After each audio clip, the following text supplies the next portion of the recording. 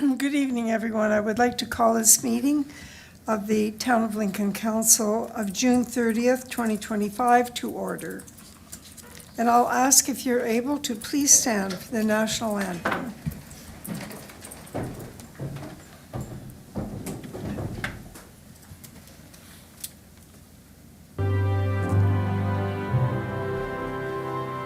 Oh, Canada, our home and native land, true patriot love in all of us command.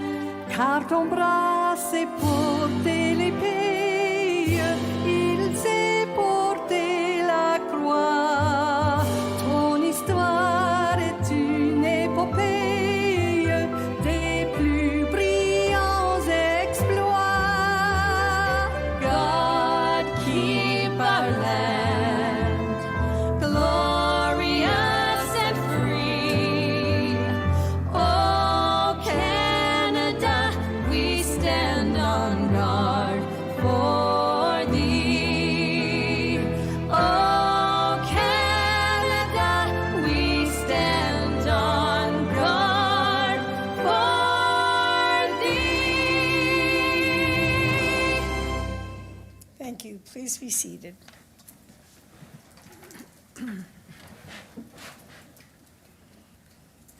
I would like to begin by reading a safety notice. In the event of an emergency, please evacuate council chambers to the door to the left, your right, and obey all instructions given. And if assistance is required, please see the deputy clerk. Devan. Once you've evacuated the building, please gather in the front parking lot outside of Town Hall. Also, please ensure that your cell phone is on silent or turned off. And lastly, the Town of Lincoln Council meetings are posted on our YouTube channel. Closed captioning is available on all our videos by selecting the closed captioning button on the bottom right of the video. The Town of Lincoln, being part of Niagara Region, is situated on treaty land. This land is steeped in the rich history of the First Nations such as the Hattawandurunk, the Haudenosaunee, the Anishinaabe, including the Mississaugas of the First Nation, the Credit First Nation. There are many First Nations, Métis, and Inuit people from across Turtle Island that live and work in Niagara today. The regional municipality of Niagara stands with all Indigenous people, past and present, in promoting the wise stewardship of the lands on which we live. Members of council are in attendance in person and remotely. We have staff in attendance this evening. We also have in attendance Karen Usick, Hepatitis C Care Clinic Community Coordinator, Niagara Health System, Dr. Zachary Spicer, in association with Watson and Associates, and we have a resident delegation, and I see that we have other residents in the chambers as well. Thank you for attending. Do members have any amendments to the order of the agenda? There being none, are there any declarations of interest? Are there any announcements by members? And you have up to 3. Well, I have one. I'd like to congratulate Councillor Murray for her appointment to the Tourism Partnership Niagara Board. Congratulations. You already have fans. Item number 8 is proclamations. Oh, I'm sorry. Councillor Brunet. You're okay? Are you sure, Councillor? I'm happy to take it. There's lots of space.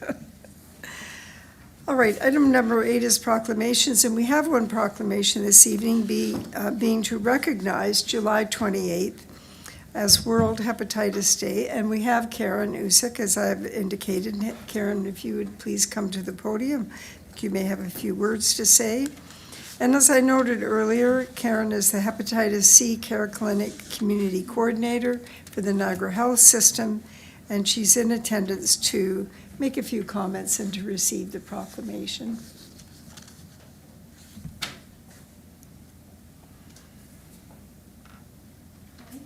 First of all, I'd like to thank you all for your support for our proclamations each year. I've been doing the proclamations for a number of years now to raise awareness of World Hepatitis Day and the Canadian Viral Hepatitis Elimination Day, which is in May, and World Hep Day is in July. So each year we have a community event and we move it around the Niagara region so that we raise awareness to everyone about the threat of hepatitis as a public health threat. And Canada as a country signed on in 2016, and I actually had the privilege of being in the Parliament buildings at that time for a parliamentary breakfast where Canada signed on Jane Philpott as one of the countries who were going to work together with all the other countries around the world.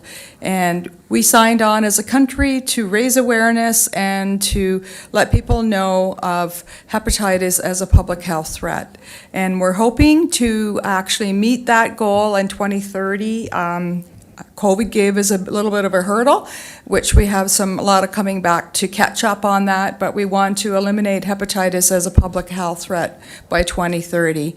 My role, as Mary Easton has said, is the community coordinator with the Hepatitis C Care Clinic, and I've been in that role now since 2011 when our program opened, and had the privilege of being able to get the program up and running.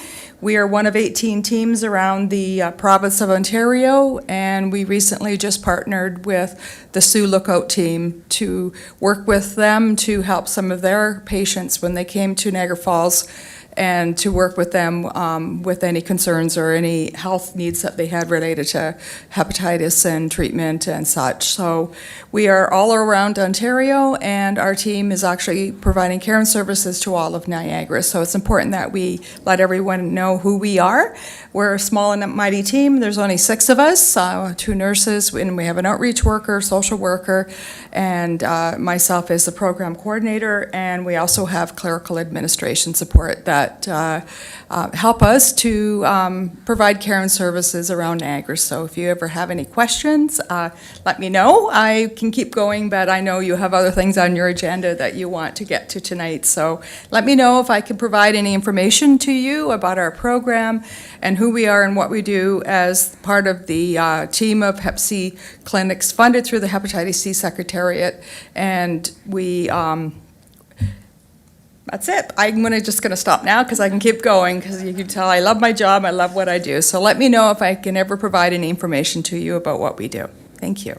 Thank you very much, Karen. If you would just remain at the podium, and I'll read the proclamation, and then we'll be taking a photograph. Whereas approximately 204,000 Canadians are living with hepatitis C, and over 250,000 people are living with hepatitis B. Whereas people living with hepatitis B and C have an increased risk of developing cirrhosis, liver failure, and related illness.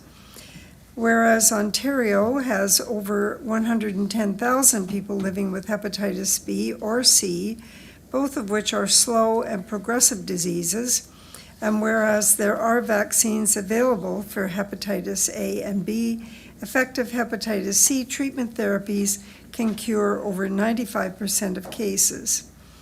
And whereas World Hepatitis Day provides an opportunity to reach out to millions of Canadians and encourage hepatitis testing, provide treatment and care for those affected, while paving the way towards elimination of hepatitis as a public health concern in Canada by 2030.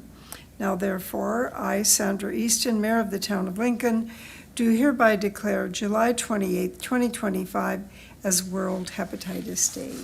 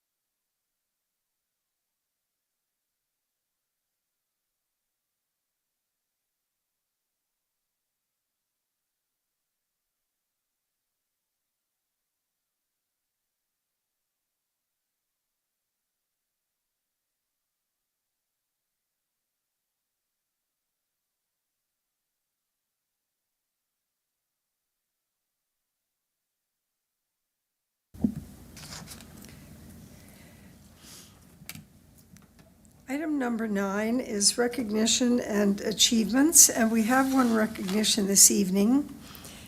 The Town of Lincoln Tourism Development Officer, Brittany Vasilewski, was a recipient of a Niagara 40 Under 40 Business Achievement Award a few weeks ago, an annual program that celebrates the region's brightest young professionals under the age of 40. And before Brittany receives her certificate, her recognition certificate, I'd like to ask the Director of Economic Development and Communications to provide comments. Director Deanne, please go ahead. Thank you, Mayor Easton. As just mentioned, our Tourism Development Officer, Brittany Vasilewski, was recently nominated and received the Top 40 Under 40 Business Award from the Business Link Media Group, a remarkable and well-deserved recognition for her leadership, her innovation, and her impact in the tourism sector, not only here in Lincoln, but throughout Niagara as well. So this award does celebrate rising stars who are shaping the future for their industries and their communities, and Brittany definitely exemplifies exactly that. Her creativity and dedication, tireless efforts have not only helped elevate Lincoln's tourism profile, but also helped strengthen both our local economy and the region as well. So in addition to this recent award, Madam Mayor, Brittany was also recently nominated for the Greater Niagara Chamber of Commerce's 2025 Niagara Business Achievement Award in the Young Professional Award category. A great accomplishment and obviously a great recognition for her work. So Brittany, your work continues to inspire those around you, and this honor reflects the high level of professionalism and passion that you bring every day to your job. And on behalf of my colleagues here at the Town of Hull, congratulations, and we're incredibly proud to have you on our team. So thank you, Madam Mayor.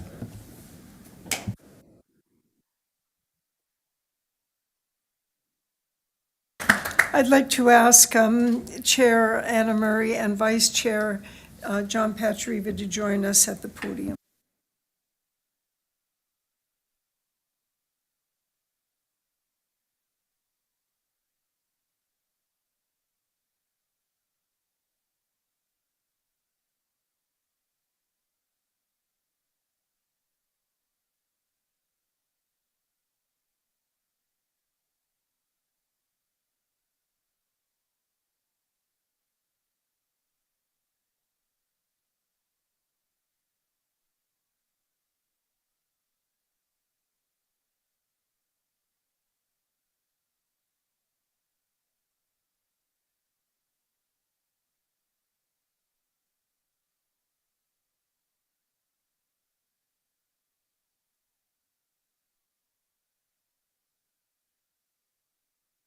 I should have known. Please step up, Brittany.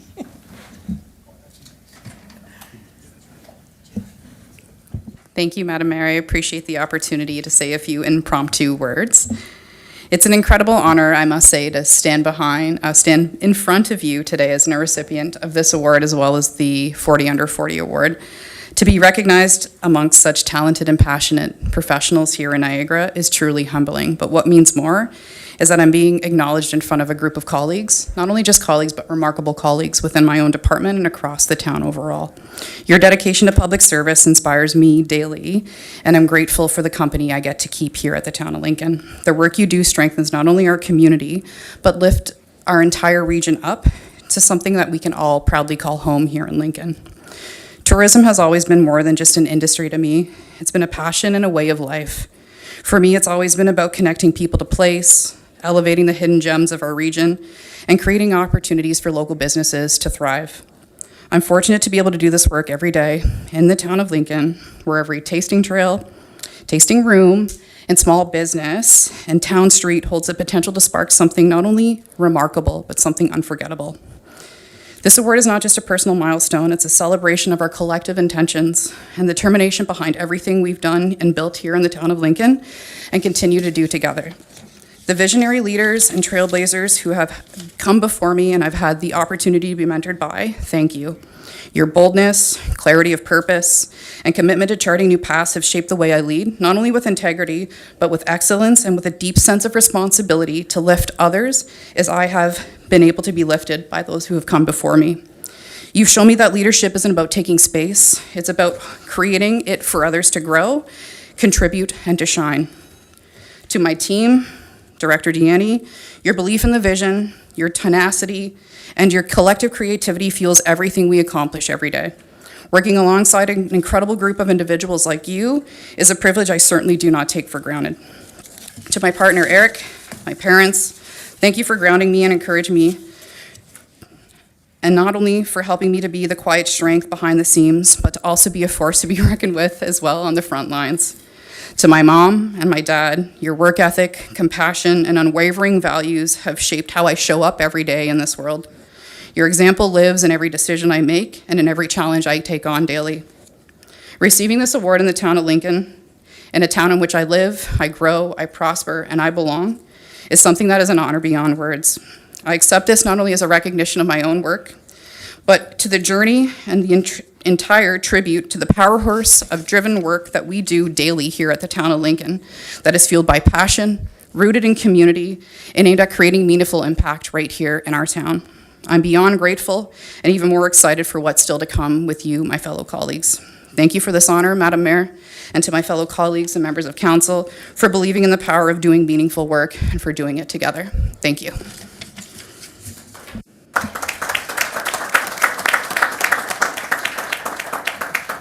Thank you very much. We move on now to item number 10, and we'll now consider item 10.1. We have one delegation this evening from Leah Padfield. Leah, if you would come up to the podium.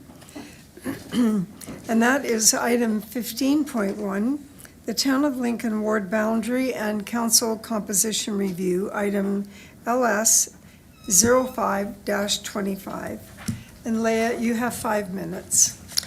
Thank Good you. evening, Go ahead. Madam Mayor and councillors. My name is Leah Padfield and I live at 4123 Hazelnut Court in Vineland, which is part of the Heritage Village community with around 600 residents. I am in opposition of the recommendation to change the ward boundaries for the following reasons. The current status quo with the election of councillors requires that the elected councillors live in the ward that they represent.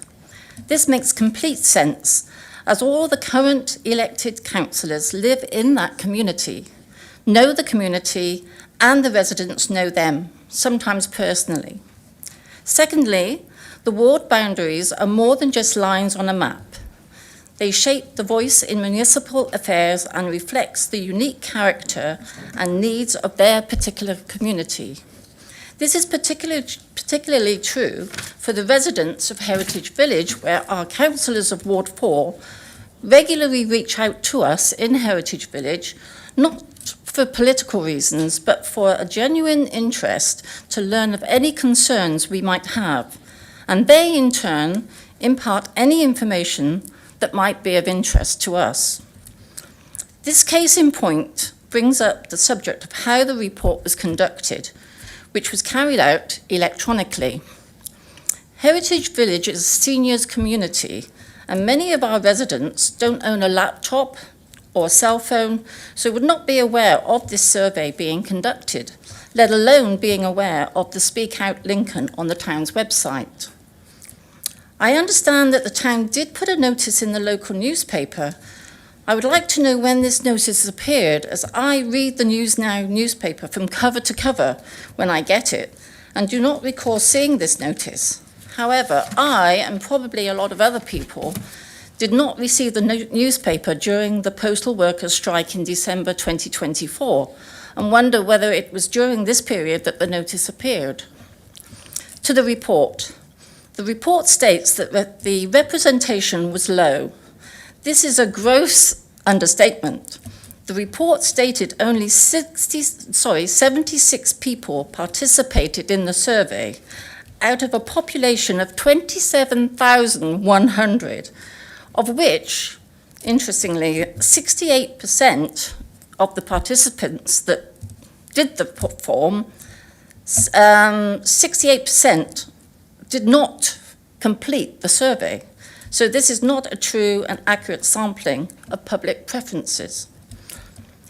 The report also had a pie chart which showed that all the participants came from wards 1 and 2, none at all from wards 3 and 4. It is interesting to note if only a third of the residents in Heritage Village had participated in the survey, it would have nearly tripled the number who participated. These figures show a false, inaccurate, and unbalanced public representation of the town of Lincoln. The decision to change the ward boundaries risks silencing the diverse perspectives that we have in our different communities in ways that do not reflect the population's growth, diversity, and aspirations of the town and its residents. It is disheartening to witness a shift that feels more administrative than representative, more imposed than earned. Such a change will dilute local representation and undermines the strong feeling of community that each ward has. This is a long report, but fairly early on in it, it gives options 1 and 2. But much later in the report, it states, you could take no action. It is also interesting to note that 6 of the 12 regions in Niagara have 4 wards and 8 councillors, as do we.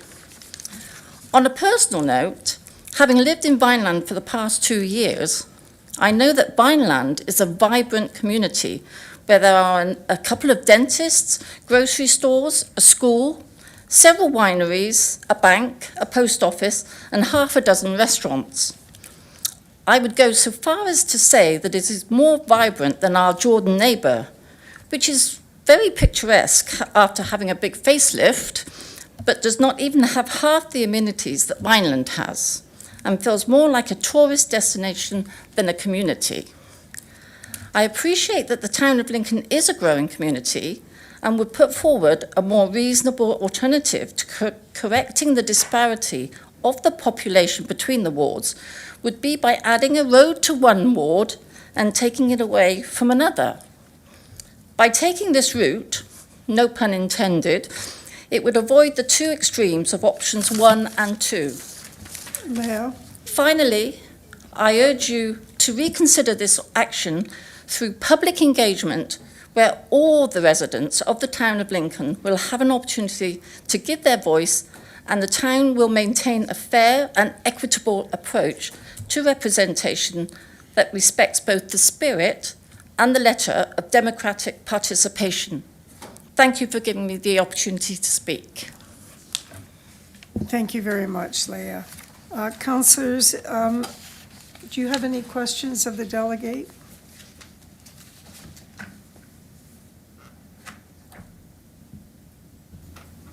Go ahead, Councillor Mikulik. Thank you very much, Mayor Easton, through you to Leah. Thank you for coming today and sharing your opinions. I thought you did an excellent job. As I'm sure you may have been nervous, approaching the podium and stating your position on this. The question I have to you is, when you mentioned that you weren't aware, you didn't know, residents may not have been aware, they're not tech savvy, what can we do? How can we, as a municipality, gain or, receive input from communities such as yours? What can we do differently? What can we do better if there's a concern of this? I know it's difficult. I appreciate that, but and I referred to a notice, maybe went in the newspaper, but was it just one notice? There should be, several notices, and maybe in the community like Heritage Village, maybe the town could put a notice about the ward changes. I mean, we do have a notice board in our hall. That could go up as well. It's just that I was incredulous that we have over 600 residents and, you just had 76 people participate. And out of those 76 people, 68% did not complete the form. And I hate to reiterate, but it was only Ward 1 and 2 that participated. Nobody from Wards 3 and 4. And that should have been, with respect, a red flag to you councillors to, where is anybody from Ward 3 and 4? I'm not trying to put the onus on you, but, I think it's a due diligence that you should have sort of questioned that from the company that did the survey. I'm not disagreeing with you. 76 No, people, I know you're not. that's not a lot of people, 25,000. I don't disagree, but we try. And people just, for some reason, and I'm trying to find out why, unless it's something contentious or exciting, people, they I understand respond. that. But the fact that when the report came back and the company said that the participation was low, and then it just showed you wards 1 and 2, I think you should have sort of pushed back and said, we've got to figure out a way to get to wards 3 and 4 or more people. I mean, 76 people out of 27,100, I'm sorry. Just, is that satisfactory? I had one more question. Okay, go ahead. Just another question, because we do have a resident from a significant area within a ward that's affected. I was going to ask you your personal thoughts and opinions on ward boundaries with respect to Vineland. It's a unique community, as you mentioned, it's a service community. Do you feel there'd be any benefit to having Vineland become one ward in its entirety, as opposed to being split down the middle? Do you think there's value to that? Why would you want it to be split down the middle? Why would you want to divide Vineland? It currently is. There's Ward 4 on the west and Ward 3 on the east. I don't see a problem with that. Okay. Yep. As I said, I think in an earlier email, why reinvent the wheel of something that's been working for 50 years? Why change it? For the sake of change? No? Okay. Thank you. Okay, thank you. Sir, go ahead, Councillor Timmers. Thank you, Mary Easton. Thank you so much, Leah, for being here tonight, and for your interest and for delegating. I think you spoke very well, and I don't have any questions. I think Councillor Mikulik asked some good questions there. I had a lot of people reach out to me from Heritage Village and the surrounding area. I had many people speak to me, and I'm really happy you're here tonight voicing those comments on behalf of a very big community. And that's it. I don't have any questions at this point, but thank you, Leah. Thank you very much. I'm going to turn now to Madam Clerk and have her clarify for us the information about the results of the survey. Madam Clerk? Thank you, through you, Mayor. So we did, there was engagement, and I just wanted to clarify a few things. So we had two newspaper ads in different newspapers. One was News Now, and the other was the St. Catharines Standard that went out, both on different days. We did issue a public service announcement ahead of time. We had it on the website, a rotating banner from May 2nd to June 2nd. We also did numerous, quite a bit of social media campaigns. And there was also a public survey that was widely advertised. So I'm sorry if the delegation felt that, there could have been more. We definitely do above and beyond. We don't just do the minimum, as we know that this was definitely going to be an area of concern for most residents. Unfortunately, it's not guaranteed the outcome of what that could be. And also, we can't guarantee a minimum number or a maximum number of people that are going to provide input into a survey. As the counselor had said, it depends on what the issue is and really what the concerns are of the members of the public. So I just wanted to clarify, numerous ways that we try to get the word out as much as we possibly can. Thank you. Thank you very much, Madam Clerk. Councillors, there being no further discussion, I have a motion moved by Councillor Brunet, seconded by Councillor Timmers. The council receive and file for information the following delegation regarding the Town of Lincoln ward boundary and council composition review, Leah Padfield. And I'll now ask the Deputy Clerk to open the vote. Thank you, Madam Mayor. That vote is now open.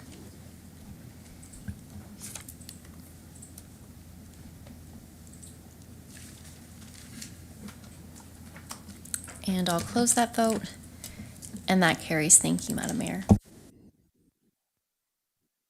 The motion is carried. We have item 11, items for consideration. There are no items for consideration this evening. We move on to the motion to approve previous council minutes. We're now considering item 12.1, council minutes of May 26, 2025. Do members of council have any questions? There being none, I have a motion moved by Councillor Reimer, seconded by Councillor Benjima. The council approve the minutes of the following meetings of council minutes of May 26, 2025. Madam Clerk, would you please open the vote? Thank you, Madam Mayor. That vote's now open.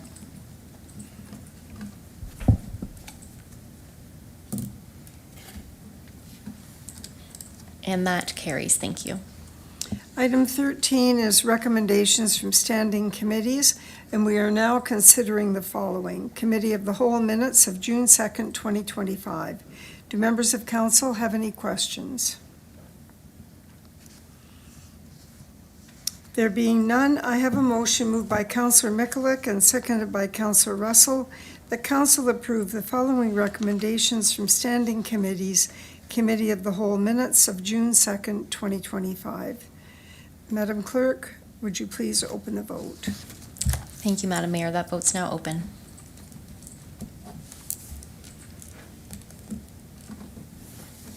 And that carries. Thank you. We have no notice of motion this evening. We move on now to item 15, which is reports of municipal officers. And we are now considering item 15.1, Town of Lincoln Ward Boundary and Council Composition Review, Report LS-05-25. We have Dr. Zachary Spicer from Watson and Associates, economists in attendance to provide a presentation. If you would please come forward, Dr. Spicer. Prior to proceeding, the Director of Legislative Enterprise and Information Services, Julie Kirkolos, our Town Clerk, and Chief Administrative Officer Mike Kirkopoulos will provide introductory comments. Were you planning to do them from your seats? Yes, okay. So I'm not sure which order, so please go ahead as you've planned. Thanks, Madam Mayor. Good evening, everyone, members of council. This evening you have before you the final recommendations report for the Ward Boundary and Council Composition Review. I've worked in partnership along with staff, consultants, Watson and Associates, as well as Dr. Zachary Spicer. So this review follows council's direction in October 2024, as well as the committee's approval to proceed in December 2024. And the goal of the review has been clear: to ensure fair and effective representation for the town of Lincoln as our community continues to grow and evolve. So tonight's report outlines the recommended ward boundary options. Council is being asked to select one of these options for implementation in advance of the 2026 municipal election. Should council choose to proceed with an option, a bylaw will be brought forward at a future council meeting in accordance with the Municipal Act. As a reminder, maintaining the current ward structure remains also an available option. Ward boundary reviews are considered a best practice in local governance. They help to ensure voter parity, respect community identity, and support responsive representation in the face of population growth and change. At this time, I'll turn it over to our CAO for any additional comments. Following that, he'll hand it off to Dr. Zachary Spicer, who will provide a brief presentation on the final recommendations. Thank you. Go ahead, CAO. Through you, Madam Mayor, and good evening to members of council. As we know, ward boundaries help determine how residents are represented at the council table, and reviews like this are a normal and necessary part of good governance. I suspect we're going to be asked questions around why, how much we've spent, why now, why haven't we done it before? A lot of the questions that we had in the past when this motion was brought forward and supported. And a lot of this is especially as the community grows and evolves. I think you'll hear this evening comments around that. The purpose of this review is to ensure our system of representation remains fair, balanced, and reflective of the population across the municipality. It is worth acknowledging that since our last boundary review, we have seen growth, but also a more recent slowing of that growth. Like many municipalities, we've learned that projections can sometimes take longer to materialize, which may impact how and when changes should be implemented. You've heard comments around the current structure from our clerk. You're going to hear more from Dr. Spicer, and then both Dr. Spicer, Julia, and I here, as well as members of CLT to answer any questions. Thank you very much, Mr. Kirkopoulos. Dr. Spicer, please go ahead with your presentation. Through the chair, thank you very much for having me here tonight. As was mentioned, my name is Zach Spicer. I'm a member of the consultant team, and I'm here tonight to present our final recommendations from the Town of Lincoln's council composition and ward boundary review. Before we reach those recommendations, I wanted to briefly talk about our public engagement throughout this phase of the project. In addition to a survey, the reports of which the results of which you see on your screen. We also had 3 public engagement sessions, 2 of which were held in person and the third online. The survey received 76 responses, and a series of discussion papers was available to residents on Speak Up Lincoln. As we can see from what is on the screen, most of those who responded to the survey were longer tenured members of the community, here for more than 10 years. Most responses came from wards 1 and 2. And it was a roughly equal number of folks who indicated that both balancing present and future populations and respecting established neighborhoods were the most important of the guiding principles to them. Fairly even spread in terms of which options respondents preferred, with most opting for preliminary option 4, which I will describe in a second. We also asked respondents if they preferred wards or an at-large system. Most preferred wards, and they were fairly evenly split on whether each of those wards should have 1 or 2 councillors. I would emphasize, too, that this is one of the many forms of evidence that we would use to reach our recommendations, the others being population projections, our own experience and education, as well as interviews with the members of council. We have reviewed the existing ward system that's available in the discussion papers and the final report. We concluded that the existing system has identifiable but not insurmountable challenges. The largest problem that we identified is population parity. As we can see right now, all of the wards are within the acceptable range of population variation, which is plus or minus 25% of the average, which is 6,775 residents for each of the wards.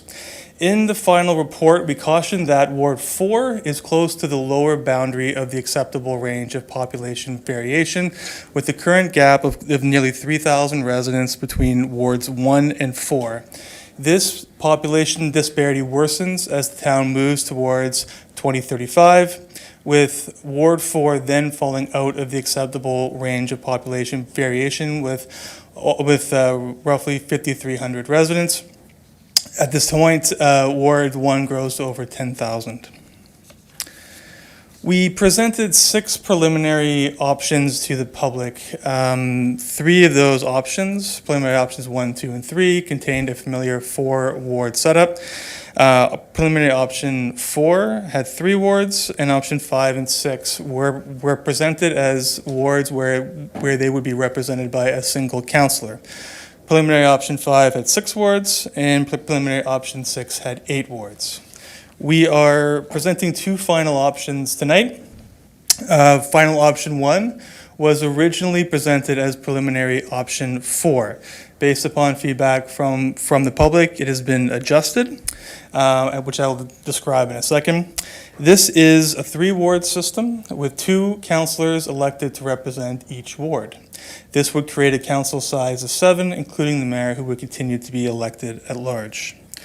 This option provides for excellent population parity. All of the wards would be within the optimal range of population variation, meaning 5% plus or minus of the average. At this point, that's 9,034 residents, but grows to 11,000 by the time the town reaches 2035. At that point, all of the wards are within the acceptable range of population variation, with Ward 1 within the optimal range.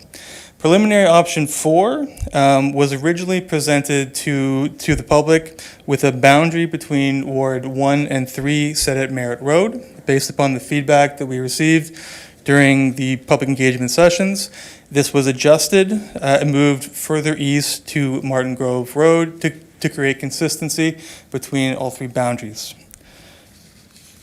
We determined that this final option does provide for effective representation. Population is balanced both now and in the future. This does a very good job at protecting established communities of interest, and it uses clear and recognizable boundary lines between all of the options, so between all of the wards. During public engagement, we also heard mixed thoughts from residents around whether they would like to have 1 or 2 councillors in their wards. As a result, we are also presenting final option 2, which was preliminary option 5, which is intended to have 1 councillor for each of the wards. This again creates a total council of 7, including the mayor, who would continue to be elected at large. In this option, all of the wards are within the acceptable range of population variation, with Ward 3 in the optimal zone currently, and 3 growing into the optimal range by 2035. Of note to council, the average number of residents for each of the wards. Using 2025 population figures, this would be set at 4,517 and grows to 5,541 by 2035. This is a lower number than the wards currently, but this would be represented by a single councillor as opposed to 2, something that council ought to consider during their discussions tonight. We argue that this option is largely successful at providing effective representation, provides for very good population parity, largely respects communities of interest, and uses clear, recognizable boundary lines. Most of the neighborhoods remain intact, with the exception of Beamsville and Jordan Station, which are divided into 2 wards. So, we believe that both options would serve the community better than the existing system. We are, however, recommending final option 1 to council, and we do so for a number of reasons. The first is that it provides for excellent population parity. Second is that it is durable. It provides good long-term parity, so the town of Lincoln could use the boundaries over 3 election cycles. And it also provides for very good protection of communities of interest. The boundary lines are clear, and it does provide a departure, but it's still familiar in that it utilizes a system where 2 councillors would represent each of the wards. We don't recommend a reduction in the size of council easily. This was a hard decision. In fact, during Watson and Associates' time, doing ward boundary reviews, it has only been recommended a handful of times. We do so in this case because we believe the Council of Seven would provide for increased legislative efficiency. We would also bring the town of Lincoln into line with comparably sized municipalities outside of the region of Niagara. The average there being 7, the average within Niagara being 9. So, with that said, legislatively, council has a number of options available to them. It can choose the recommended option. It can ask for changes or revisions to the recommended options. It can adopt a bylaw to dissolve the wards, moving to an at-large system, which is not something that the consultant team would recommend. Or, as was mentioned, it can take no action and leave the existing ward system in place. If council were to adopt a new system, it would need to pass a bylaw to do so. Notice of the bylaw would have to be provided, and the bylaw could be appealed to the Ontario Land Tribunal up to 45 days after passage. The consultant team is confident that each of the final options would be defensible at the OLT. Given that there is an appeal period, we believe it would be prudent to make a decision with ample amount of time to allow for an appeal to be heard by the OLT before the final deadline, which is December 31st, 2025, to have the ward boundary system in place for the October 2026 election. Doing so with ample time would also allow the clerk's office to prepare for the 2026 municipal election. With that said, I will stop right there, and I would welcome any questions from members of council. Very much, Dr. Spicer. And I think if it's not too inconvenient for you, if you remain at the podium, that would, I think, keep our focus where we want it, which is on questions. So we're going to start this evening with Councillor Brunet. Go ahead, Councillor. Thank you, Mayor Easton. Through you to Dr. Spicer. Thank you for the presentation. I guess my first question is, you made reference to Watson and Associates doing boundary reviews across the province. I'm sure you've been involved in many. So we heard one delegation tonight. We've heard from a number of residents over the last couple weeks in preparation for tonight's meeting about the survey and about the public meeting. So I'm just wondering, in your professional opinion, from doing these boundary reviews across Ontario, 76 respondents, 68% not completing the survey out of 27,000 people. Do you think that's a good representation? So through your chair, I would say that that is quite consistent with what we see in other communities across Ontario. Engagement on the survey side doesn't tend to be particularly high. It's not meant to be a representative sample. The survey is one opportunity for residents to provide their input in the process, and it's only one form of evidence that we would use to reach a recommendation to council.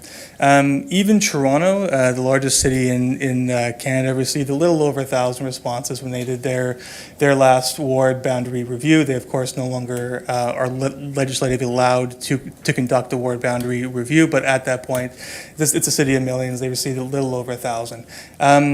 Professionally, I think we are quite curious why this is. I think one of the councillors earlier mentioned that what can we do to try to up this number? I am also quite curious in that. But I would say that these results are not out of line with what we've seen elsewhere. Thank you, Mayor. If I can continue with some additional questions. So thank you for that response. So my next question is, through the PICs, there were 6 options that were being considered, as you indicated.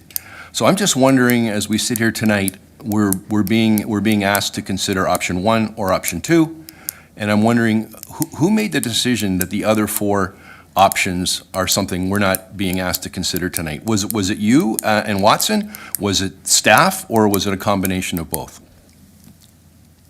Through the chair. That's an excellent question. That is based upon our professional opinion. With that said, the other preliminary options remain available to council.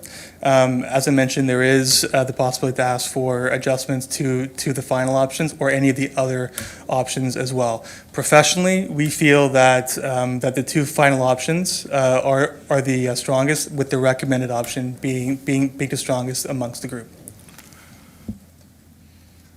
Final question, Mary Easton. So through to you, Dr. Spicer, thank you for that response. And my final one is, so again, you know, from your professional opinion, and you made some comments that you would not recommend certain things in your presentation. So status quo, in your professional opinion, you know, you're suggesting that both option 1 and 2 are viable. So a decision of status quo, your professional opinion. Professionally, we think that there are identifiable but not insurmountable challenges with the existing system. The biggest one being the disparity between wards 1 and 4. Is it a viable system? Absolutely, it is. But we do feel that it could be improved as well. Thank you, Mary Easton. Thank you, Dr. Spicer. Thank you very much. Through you to Dr. Spicer. I'm looking at final option 2, and I see Beamsville is chopped up into possibly 1, 2, 3, 4 wards, like four sections, 4 wards representing one town. What are your thoughts on that? Through you, Chair. So certainly, when you have smaller wards, certain large population centers would need to be divided into multiple wards. Beamsville, because of its size, would be represented by 4 councillors, the same way it is today. So from a representation standpoint, it would be fairly equal or fairly the same as the representation that Beamsville has today. Okay, fair enough. I asked that question because a lot of people ask, what ward am I in? They don't know what ward they're in. So that's why when you chop up, you recommend continuing that. That seems odd. And then through you, another question I have is, like looking at this chart, I want to run in this green ward here. This looks like a walkable ward. I look at the 1 ward and it covers everything from Ontario Street all the way to, I'm going to say 9th Street, you know, where those councillors, they're doing a lot of driving. Where this little green ward here, I can walk to everybody's house. So what consideration is there for councillors and logistics when creating or drafting these sorts of ward boundaries and the disparities in the geographical sizes of them? Through the chair. That's an excellent question. And yeah, certainly final option 2 is a larger departure from what is familiar to Lincoln. And I can understand how some residents may have a lot of questions about which ward am I actually in. So I think that is certainly a viable concern. And part of the reason why we would recommend final option 1. With that said, certainly there are certain wards that need to be smaller based upon the population disparity within certain areas. Representation is certainly one of the factors that we would put into place and we would consider. With that said, population parity is one of the guiding principles. Larger wards can be more challenging to represent, but with that said, more dense urban wards can present their own challenges potentially too. They could be walkable, but also you could have greater increase with neighbor interactions and bylaw and development and construction and stuff that could also create a great degree of strain on a councillor's time. So I think both sparsely populated rural wards have their challenges, but so do urban ones too. for sure. Thank you very much for that answer. I just logistically, we don't get gas allowances or gas expenses. So that one ward, it covers a lot of real estate. And I'll tell you, if you want to come campaigning with me next election, I'll show you. So thank you. Thanks very much, Councillor. We're now moving on to Councillor Pachariva. Thanks, Your Worship. And through you, nice to see you again, Dr. Spicer. So I was going to go along kind of Councillor Mikulic's line of questioning. So Table 4.1 in the report breaks down the current ward system based on square kilometers, but then we don't see that anywhere else. What are, in option 1, what are the square kilometers of each of the wards?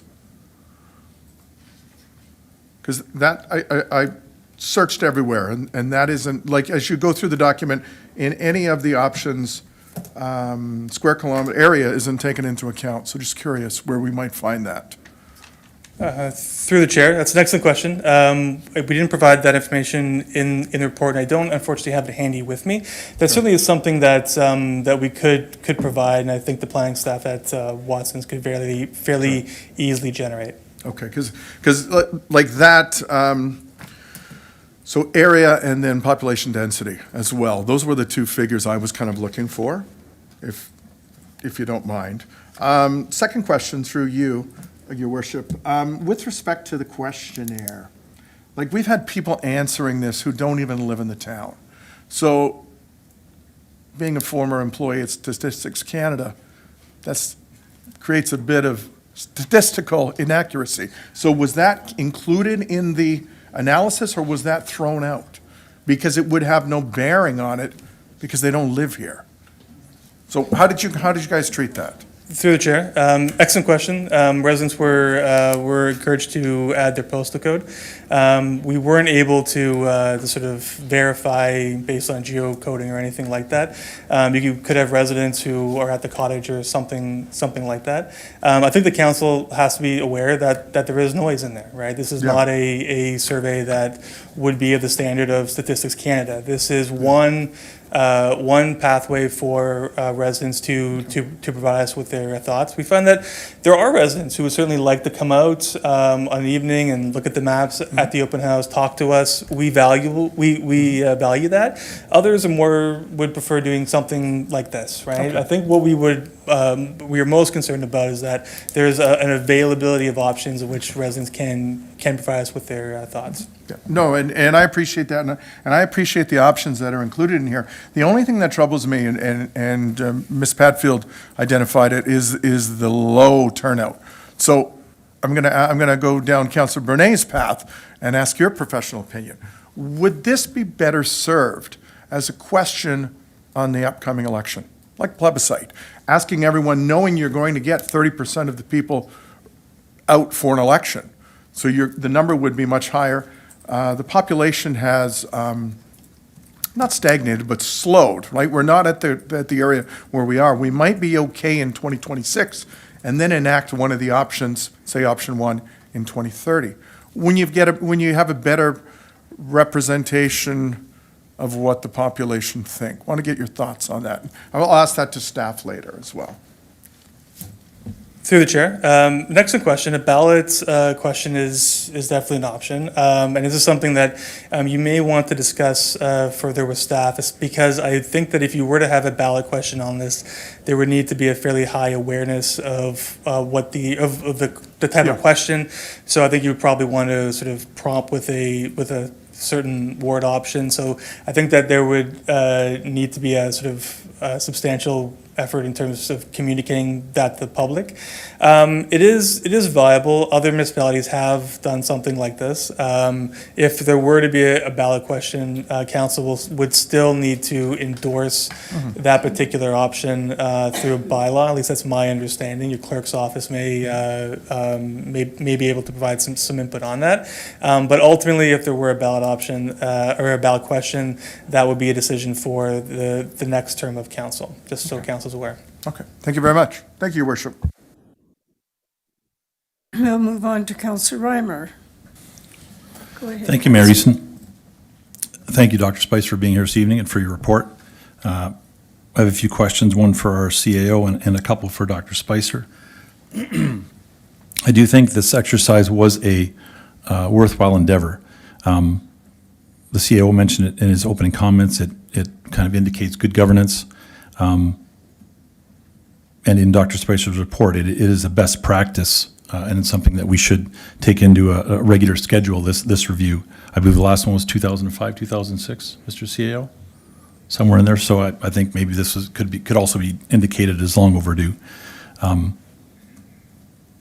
I was the one who brought the motion forward originally in fall, and I truly believe that the disparity would be greater actually between wards 1 and 2 and 3 and 4. The 20 years, driving through streets, 20 years is a long time. There's been a lot of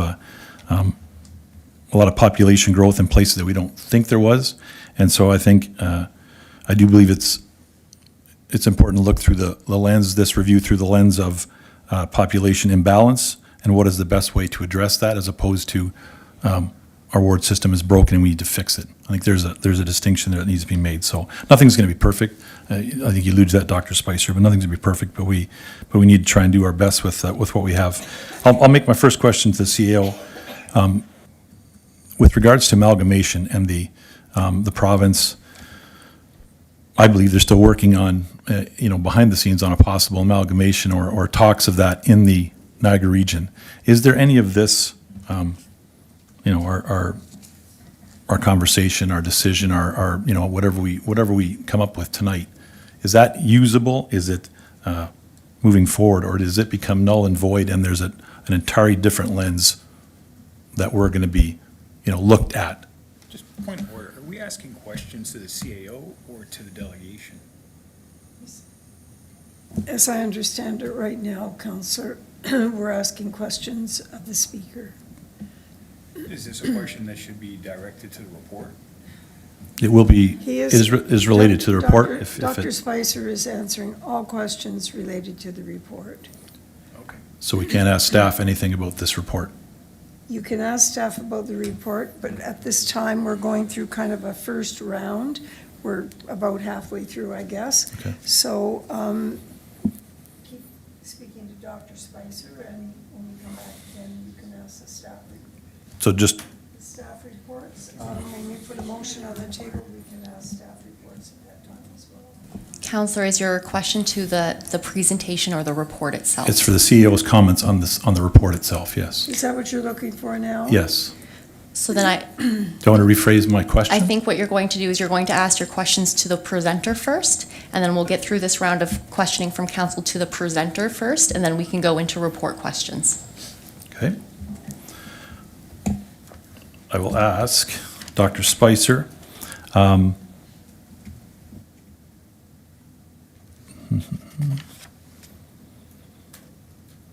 options that were listed in your report. I prefer a hybrid option, actually, to what you've brought forth in your report. An option that's not listed, the existing four-ward system, four-ward, two-councillor system set up with a boundary adjustment between Ward 4 and Wards 1 and 2. I think we've been indirectly on some emails, so you're sort of aware of this questioning. Basically brings residents, it addressed the population disparity. It brings residents from Ward 1 and 2 into Ward 4. I realize it doesn't address the Vineland, one of the criteria, or one of the lenses that you look through. It's still in 2 wards. And I think that we're going to achieve clarity on Vineland once Prudence kicks into, when it becomes online, possibly the next time we review this. But at a really high level, does that option make sense? The existing 4-ward, 2-councillor per ward system with a bit of the blend of what you tried to achieve with the other ones and making the population disparity more equal. It doesn't bring it equal exactly, but it does so with the least amount of disruption. Looking for your comments. Certainly, through the chair, we have had an opportunity to review the option that you presented, Councillor. It does improve population parity in a number of fronts. All of the wards are within the acceptable range of population variation, with Ward 2 entering the optimal range, which is plus or minus 5% of the average by 2035. In our opinion, Ward 3 and 4 are a little on the lighter side, but it is definitely a viable option. And from a population parity perspective, improves upon the current system. Thank you. One other question. I do have sorry, Mayor Easton, before I go forward, I do have a motion prepared for that this evening. I can add more details that later, but I'll bring it up later on in the discussion. I don't want to stifle, there's lots of councillors in the queue. Another question, Mayor Easton, if I may. Not really related, Dr. Spicer, but more out of curiosity. The OLT appeal option is mentioned in the report, and I'm not sure if the clerk alludes to it in her report as well. I know Port Colborne, I read they just decided to keep their system, their forward system, and I know you were a consultant in that one as well, and you cut quite a broad stroke in Ontario. So what's your experience with that? Is it more just to make us aware of that possibility, or is it something that sort of happens with any degree of frequency? Through the chair. Sorry, can I clarify the question, Councillor? Do you mean the frequency of the ward boundary reviews? Sorry, just to make sure that. No, that's not related to my first question. Strictly it's more out of curiosity with the OLT appeal. You mentioned your report, and as well the clerk I think alluded to it as well. Just looking for is it something that's prevalent, or is it something that's just as part of your due diligence you make us aware of that possibility? Just looking for your input. Through the chair. Thanks for the clarification. It is part of the process. It's part of the legislation, and it is an option available to residents within that window. It doesn't happen frequently, but it is a possibility, which is the reason why we thought it was prudent to let council know that that there could be implications based upon the decisions that they make. Thank you, Dr. Spicer. Thank you, Mayor Easton. Thank you very much. We'll move on now to Councillor Njima. Thank you, Madam Mayor. Thank you for your presentation, Dr. Spicer, and thank you for being here. I have two questions for the moment. One, when you were speaking about option 2, you said that as a result of what we heard from the public, we are recommending one councillor per ward. Can you expand on that a little bit? And when you say from the public, to what extent was that survey? To what extent was it what you heard during the public information sessions that were held? Certainly, through the chair, we're recommending the 3-ward system with 2 councillors for each of the wards.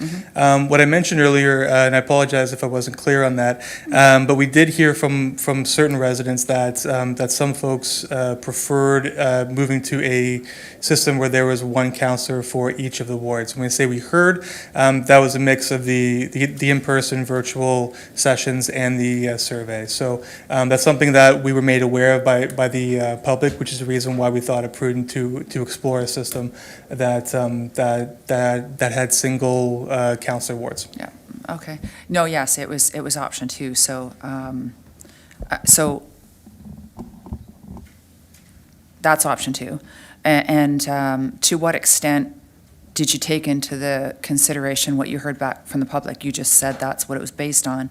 Would you recommend that yourself, based on the data that you've collected and all the work that you've done? Would you recommend 1 councillor per ward? You're recommending number 1, but would you recommend it if quite a bit fewer or quite a bit less of the feedback that you received from the public went with the 1 councillor per ward? Would you still think it's a good idea?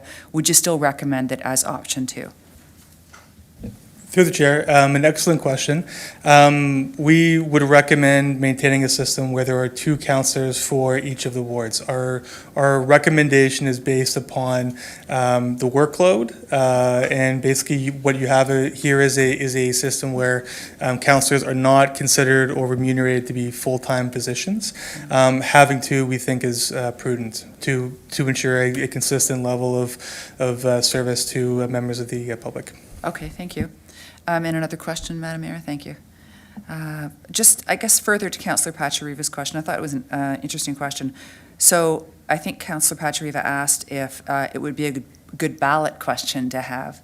And I think that your response, you suggested that that would have its own considerations being a ballot question.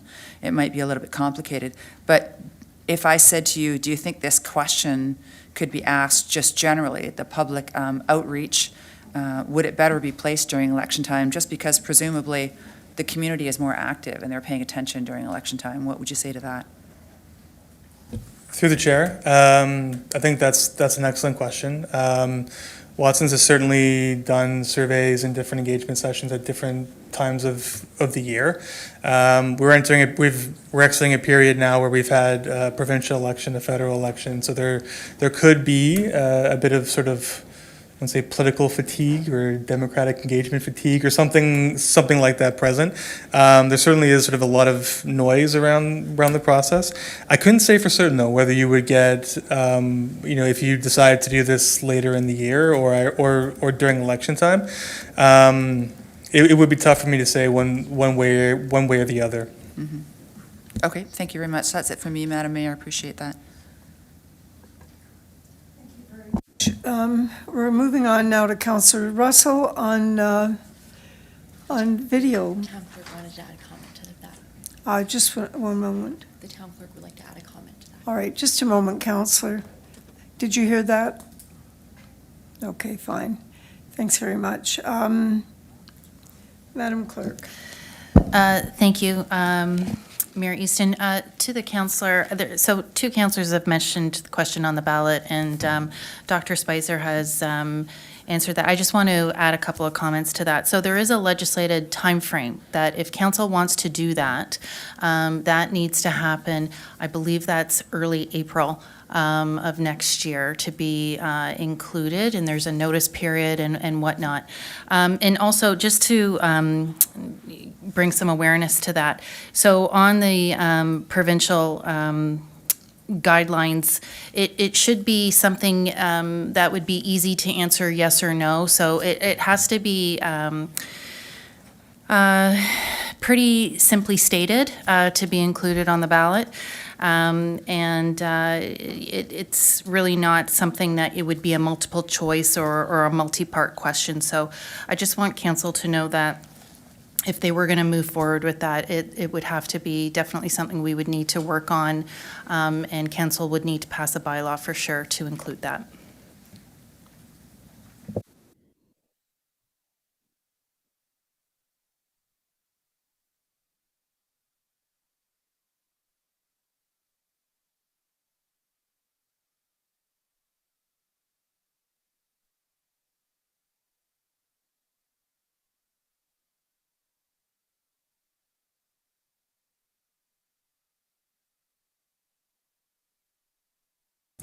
Councillor Russell, can you come out of the queue for a moment, please?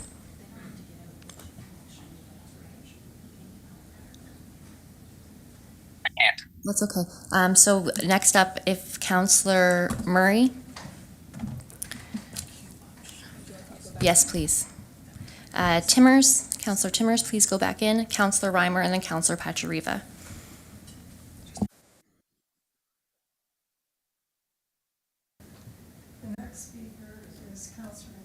Okay, thank you for that.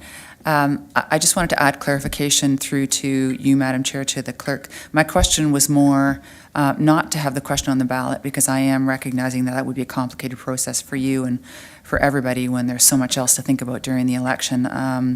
My question was more, would the public outreach and the public information sessions and the surveys be better held close to election time when people are just naturally more engaged?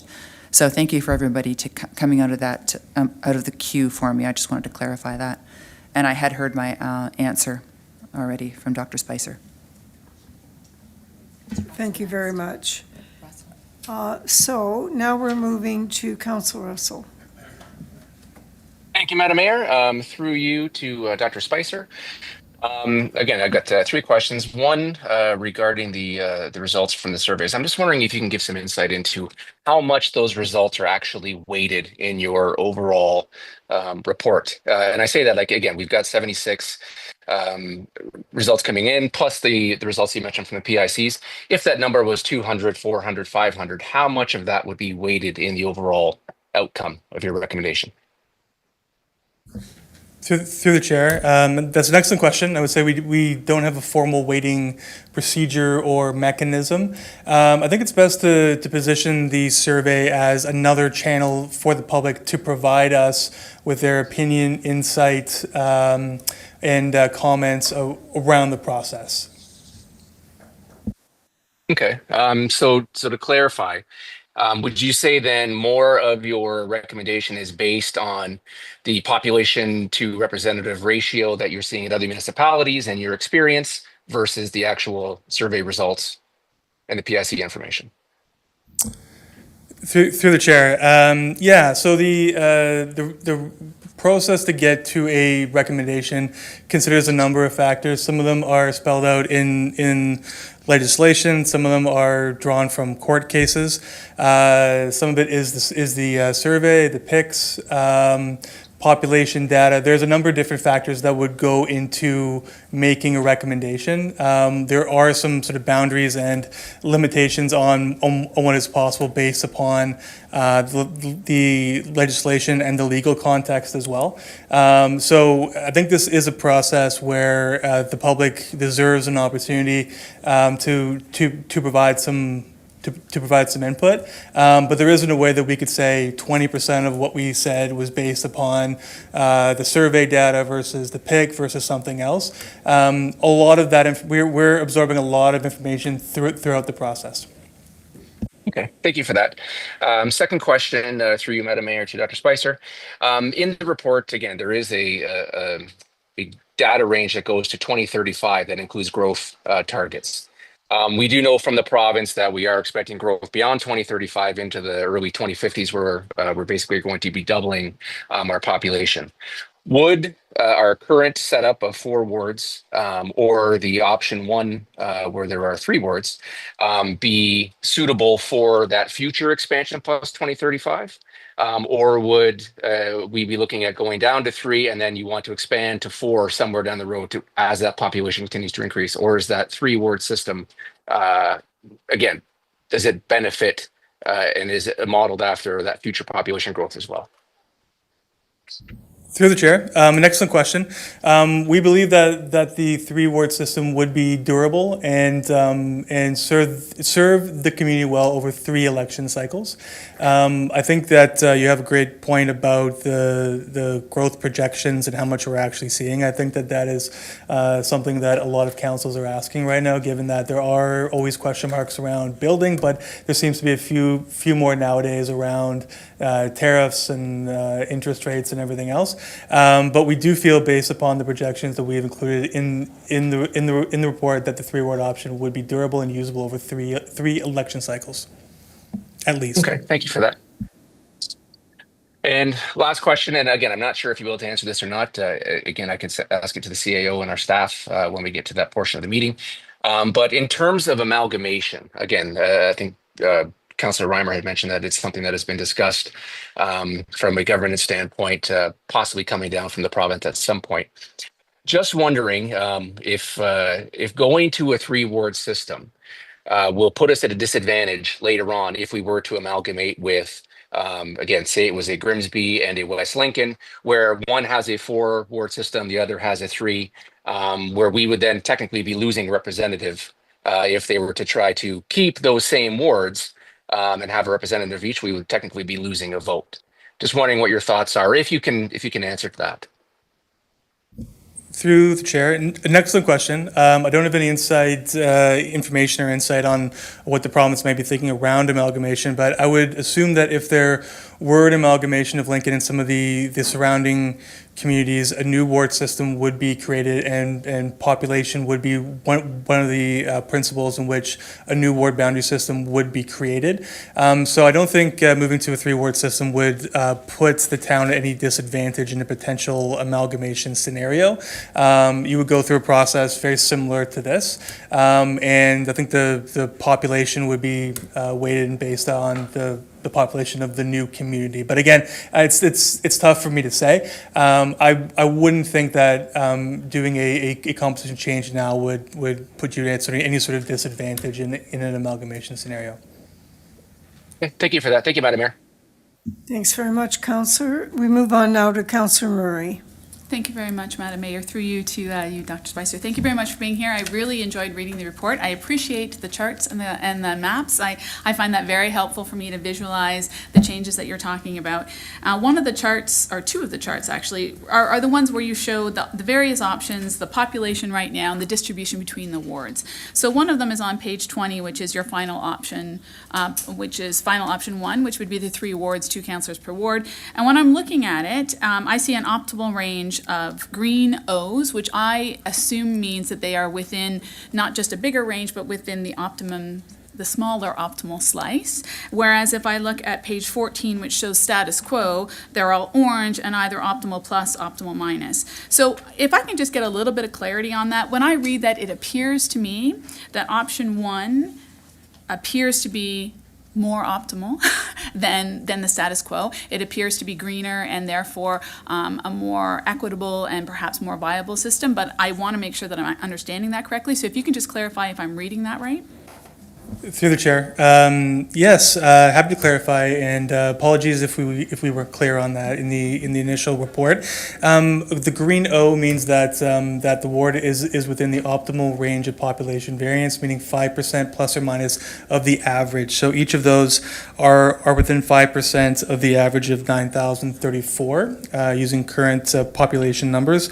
The pink is within the acceptable range of population variation. That's a range that is given to us through a Supreme Court decision, commonly referred to as the Carter case. This is 25% of the average population, so 25% above or below. Anything that you see in red is outside of the acceptable range of population variation. And that acceptable range is set with the understanding that the construction of electoral boundaries is not simply a arithmetic exercise, that other principles need to be weighed as well. A ward outside of that range means that that there wouldn't be effective representation within that system. So just to recap, so then the green means great, pink means not too bad, red means no, you've got a problem. Okay, fair enough. Then when we talk about representation in terms of population to councillor, population to councillor ratio, and you talk about a lot of the basis of the options that you present are around comparables across Ontario. I did do a little research and I saw that there's quite a few cities that are in the 33 to 35,000 population range who have this level of councillors, so 6 councillors and a mayor. So when you're talking about comparables, I can look online and see, West Gwillimbury has the same councillor ratio. How do I know that it's working well there? Through the chair. An excellent question. And so really what we are presenting there are the numbers. So outside of Niagara, you're looking at Woolwich, Clarence, Rockland, and Waseca Beach as the closest population comparables right now. How are things working? That's an excellent question, and one that I wouldn't be positioned to respond to, given that I'm not sure myself. But that's just to give council a sense of where the town stacks up against others of roughly equal size. That doesn't necessarily mean that those are better governed places. In some cases, the quality of governance depends on some of the people and some of the issues and external matters coming from the province and everything else. But I'm sorry, I can't provide any sort of assessments of the quality. I think it's probably fair to say that even when there's more councillors, you can't say how well it's being governed either. So perhaps not a fair question. My apologies. But there is your recommendation is based on the fact that a number of other communities across Ontario have a similar ratio, and they've accepted it. They've done reports similar to this that say, hey, this is a more optimal place to be.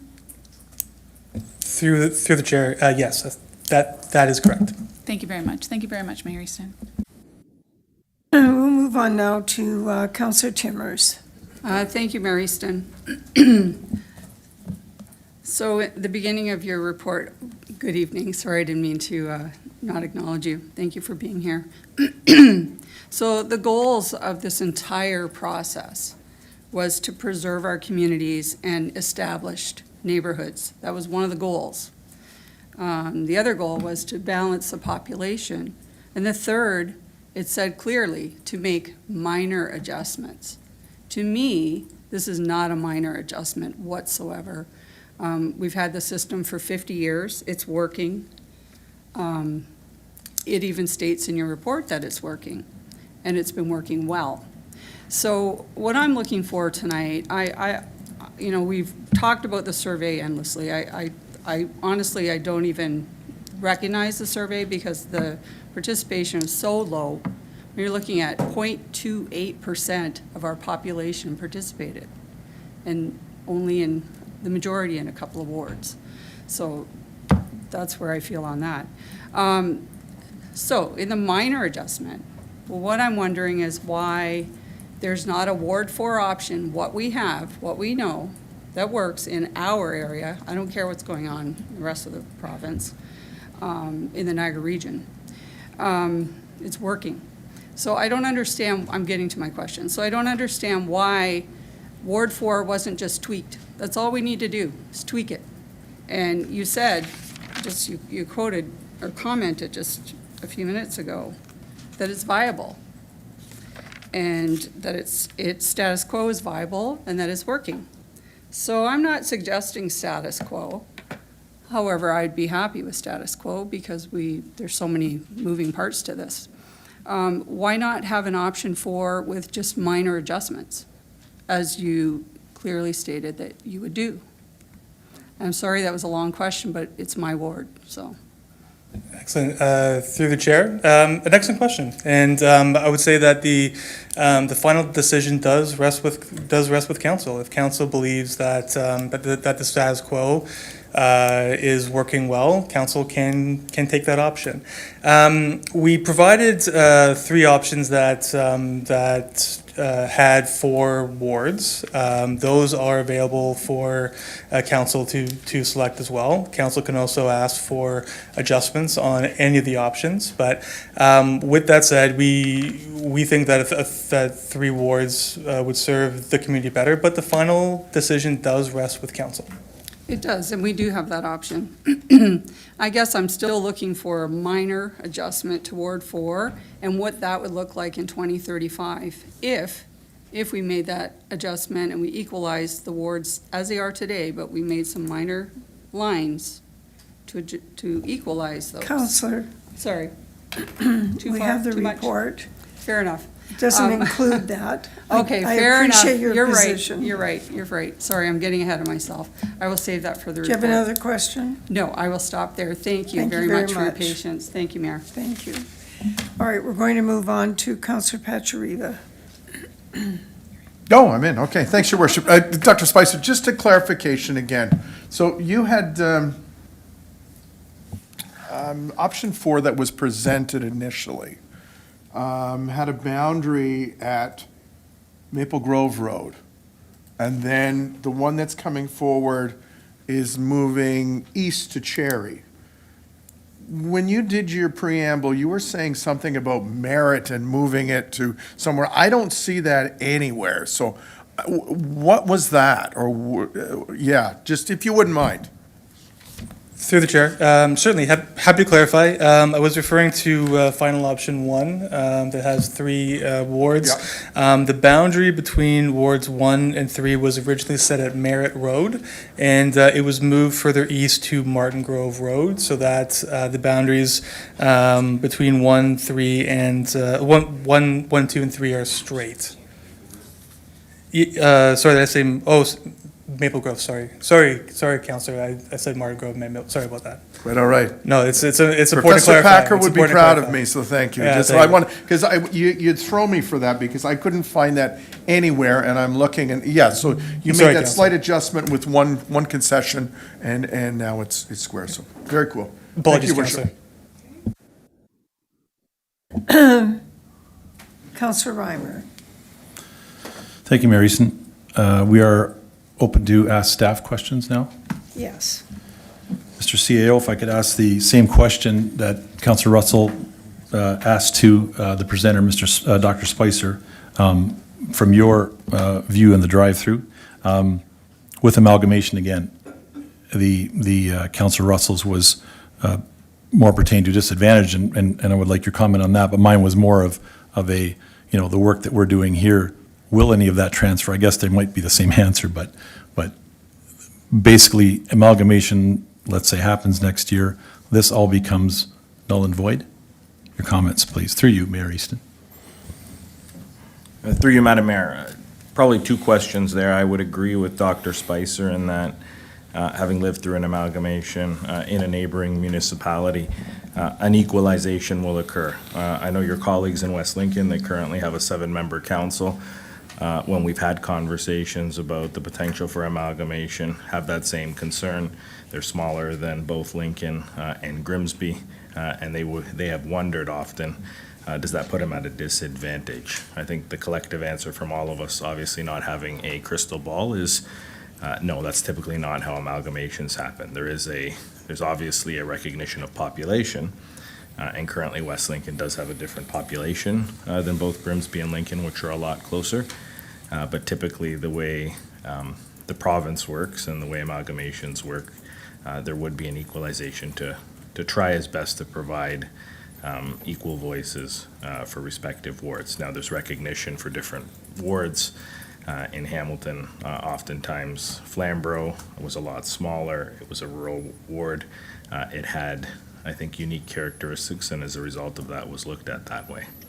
But I think, again, to agree with Dr. Spicer, without knowing what the province may or may not do, they would look to equalize the municipalities. To your point around what are we hearing around amalgamation, and the mayor may be able to speak to this, at a particular time, but both the mayor and I had the opportunity last week to speak with Minister Flack and the Premier who were in town here in Niagara and St. Catharines for two different events. One was a funding announcement around housing. The other one was a chamber event in St. Catharines. The topic of amalgamation or some sort of shared service, multi-city model, one city model, all the things that often come up, was a question that was asked.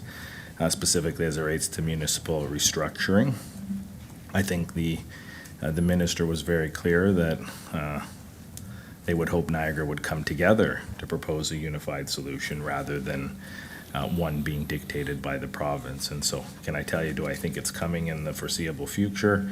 I don't know that. They've encouraged municipalities to continue to have this conversation, to look for local consensus, to work collaboratively across boundaries. And so is it a bunch of work for nothing if we amalgamate? That may be the chance, but I can't speak to you as to when amalgamation occurs. Does it occur now? Does it occur for a subsequent election? So hopefully that gives a little bit more insight. Yep, thanks for that update, Mr. CEO. Madam Mayor, I do have a motion I'd like to present at this time. I have a You certainly can. We've had one round and a little bit of overlap, so yes, please go ahead. How would you like to proceed? I do have a map prepared of my proposal, and then I can read the rationale. Does that make sense? You can. Can we put that, we put that up on the? If you give me a second, we have handouts for council Okay. as well Oh, as great. the map. One moment. Thank you. So we are asking questions to staff now, to the report. I asked for permission, yes. Yes. Okay. Sorry, Councillor requested to have his motion presented. Just trying to figure out procedure.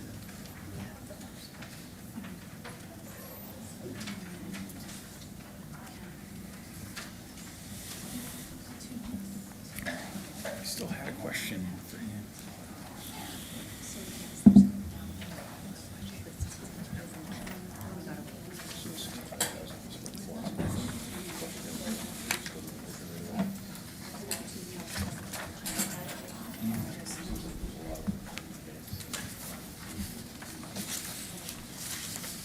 Thank you.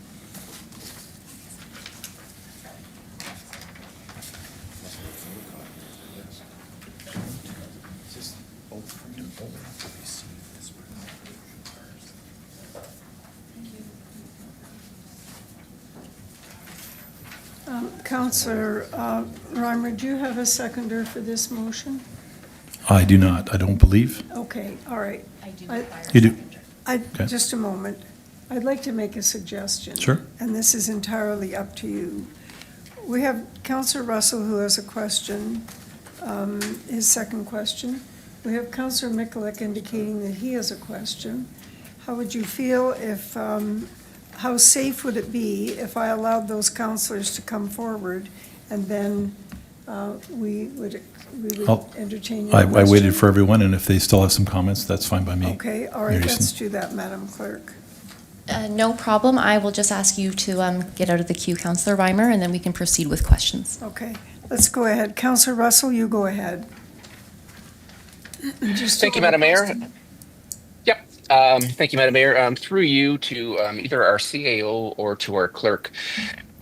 With regards to timing, again, obviously we are in a bit of a economic slowdown, and we are seeing a little bit less development. And I know that, again, the options that were presented so far, again, excluding Councillor Reimers, they do account for the growth as it stands today and also that growth up to 2035.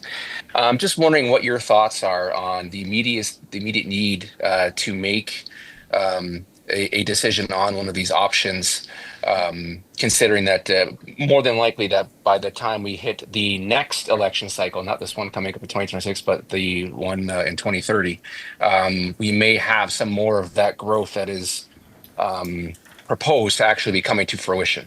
So just wondering what your thoughts are on timing, whether or not there's an advantage to implement this now or implement something at a later election cycle.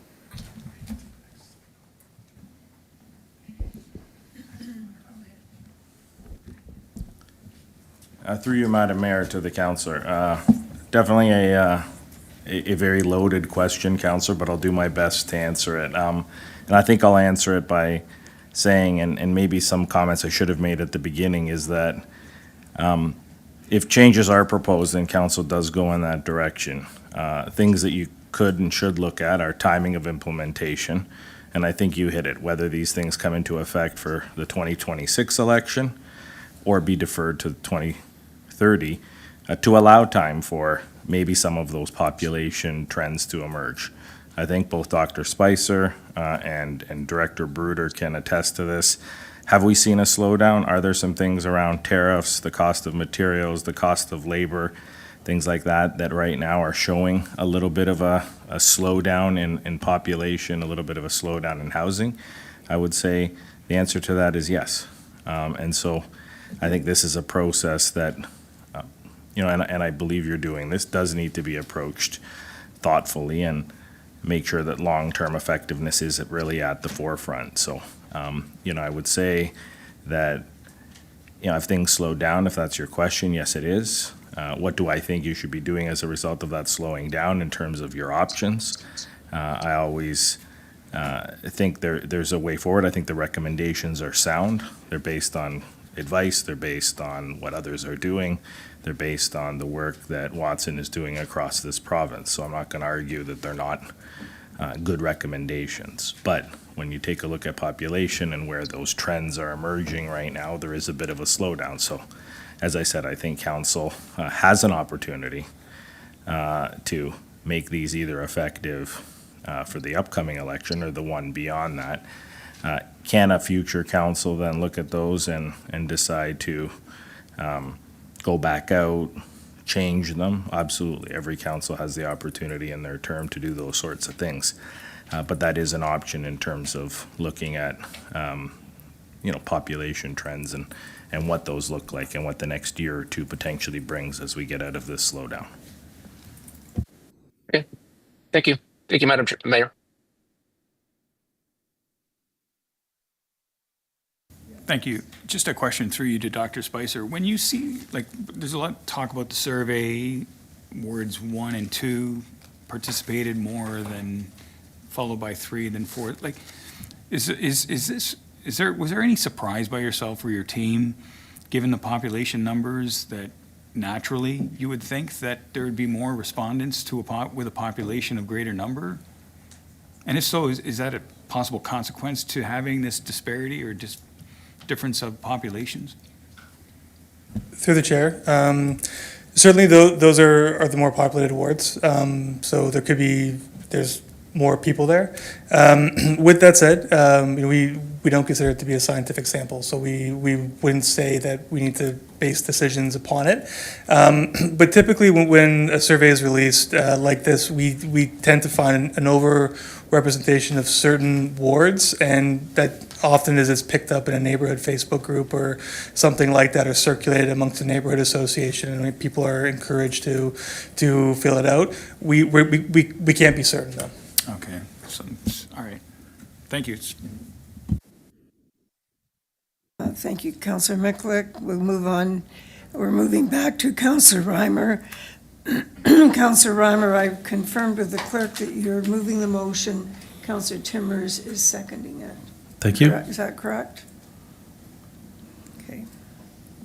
And how would you like me to proceed? Rationale and thoughts behind it, and then the actual motion be read? Or how would you like to proceed? Is it your plan to speak to the map? Yes, it is. Okay, go ahead. Thank you. The map before you indicates a proposed boundary change between wards 1 and 2 and Ward 4. And I would like to clarify, this is a motion, not an amendment to the report. I believe that this has to be a council-directed solution, so that is why it's a motion. This goes to a quick Google count of households in that area, which works out to about 240 households, conservative number.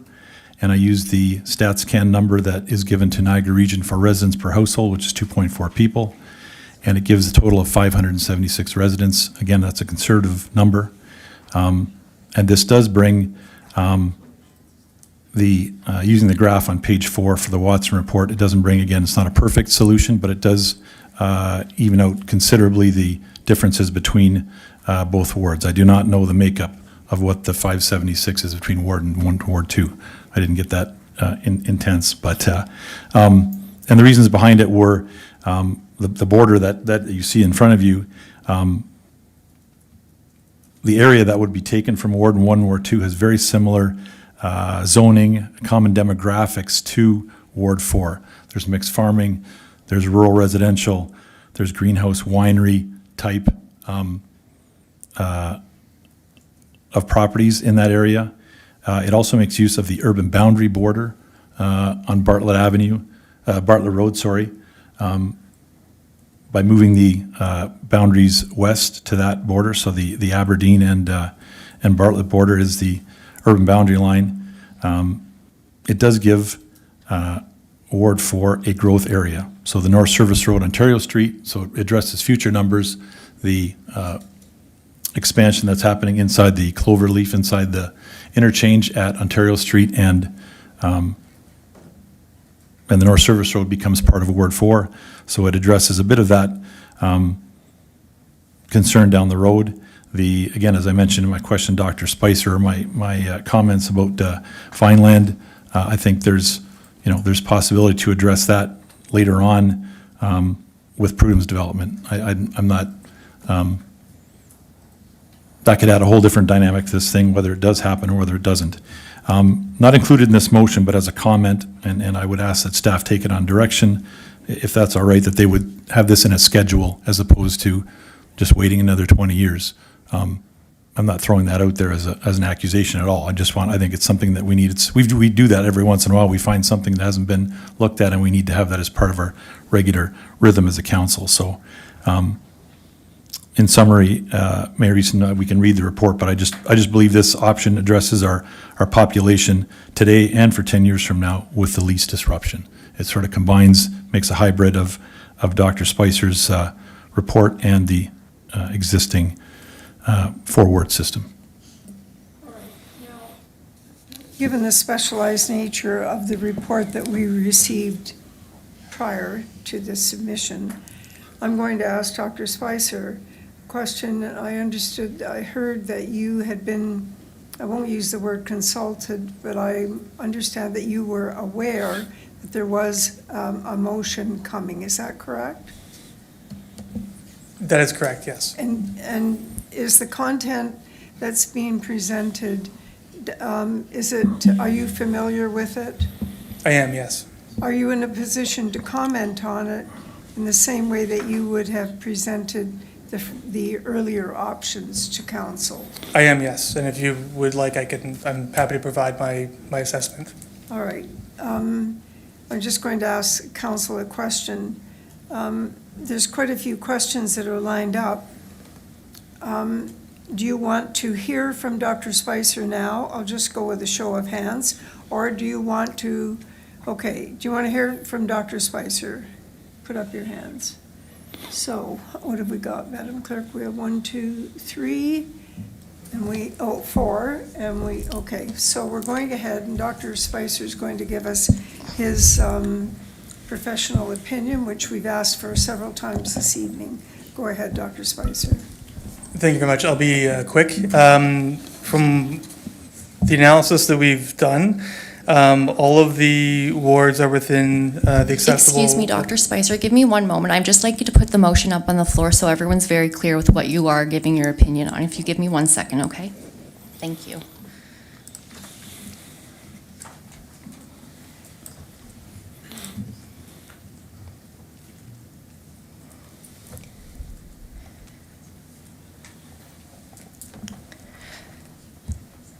So, Councillor Reimer, would you like to read your motion? So everyone's very clear. Would you prefer me to do so? Go ahead. I think mine's a little different. Go ahead, Devan. This is the one you've provided? That's correct. Perfect. Yeah. So whereas the Town of Lincoln has undertaken a comprehensive ward boundary and council composition review to ensure effective representation and accommodate projected population growth, and whereas the current 4-ward, 2-councillor per ward governance structure has served the community well and continues to reflect the principles of effective and equitable representation, and whereas significant future growth is anticipated in wards 1 and 2, which is expected to create population imbalances among the wards if unaddressed. Now therefore be it resolved that council approve a ward boundary adjustment that shifts a portion of the area east of Ontario Street, Bartlett Road, Aberdeen Road, south of Fly Road in wards 1 and 2 to ward 4 in order to proactively accommodate future residential growth and maintain balanced representation across all wards. And that the adjusted boundaries maintain the existing 4-ward structure with 2 councillors per ward, and that staff be directed to prepare the necessary bylaw to enact the approved boundary changes as required under the Municipal Act. Thank you, Dr. Spicer. Go ahead, Dr. Spicer. Thank you so much. Through the chair, our assessment is that all of the wards are within the acceptable range of population variation currently, and all the wards are within the acceptable range by 2035. Ward 2 enters the optimal range, which is 5% of the average at that point, which would be 8,302 residents. The adjustment is minor, so much of our assessment on the other principles would remain the same. The boundary lines are clear, and it does protect communities of interest. I would provide just one other piece of commentary that I think is important for council to be aware of. I mentioned before that there is a 45-day appeal period after a bylaw is passed. This would be considered a council-made option rather than a consultant-made option or a adjusted option from a consultant option, and that it may be received very differently at the OLT than one that is recommended by external consultants. This is not to say that the option is not viable, but I believe it's prudent to provide that warning to council before they make a decision. Okay, thank you very much. All right. So we have 4 people. And we're starting with Councillor Rinjima. Go ahead, Councillor. Thank you, Madam Mayor. So at this point, I'm to ask a question to the motion. Can I ask a question of Dr. Spicer as well, or I have a...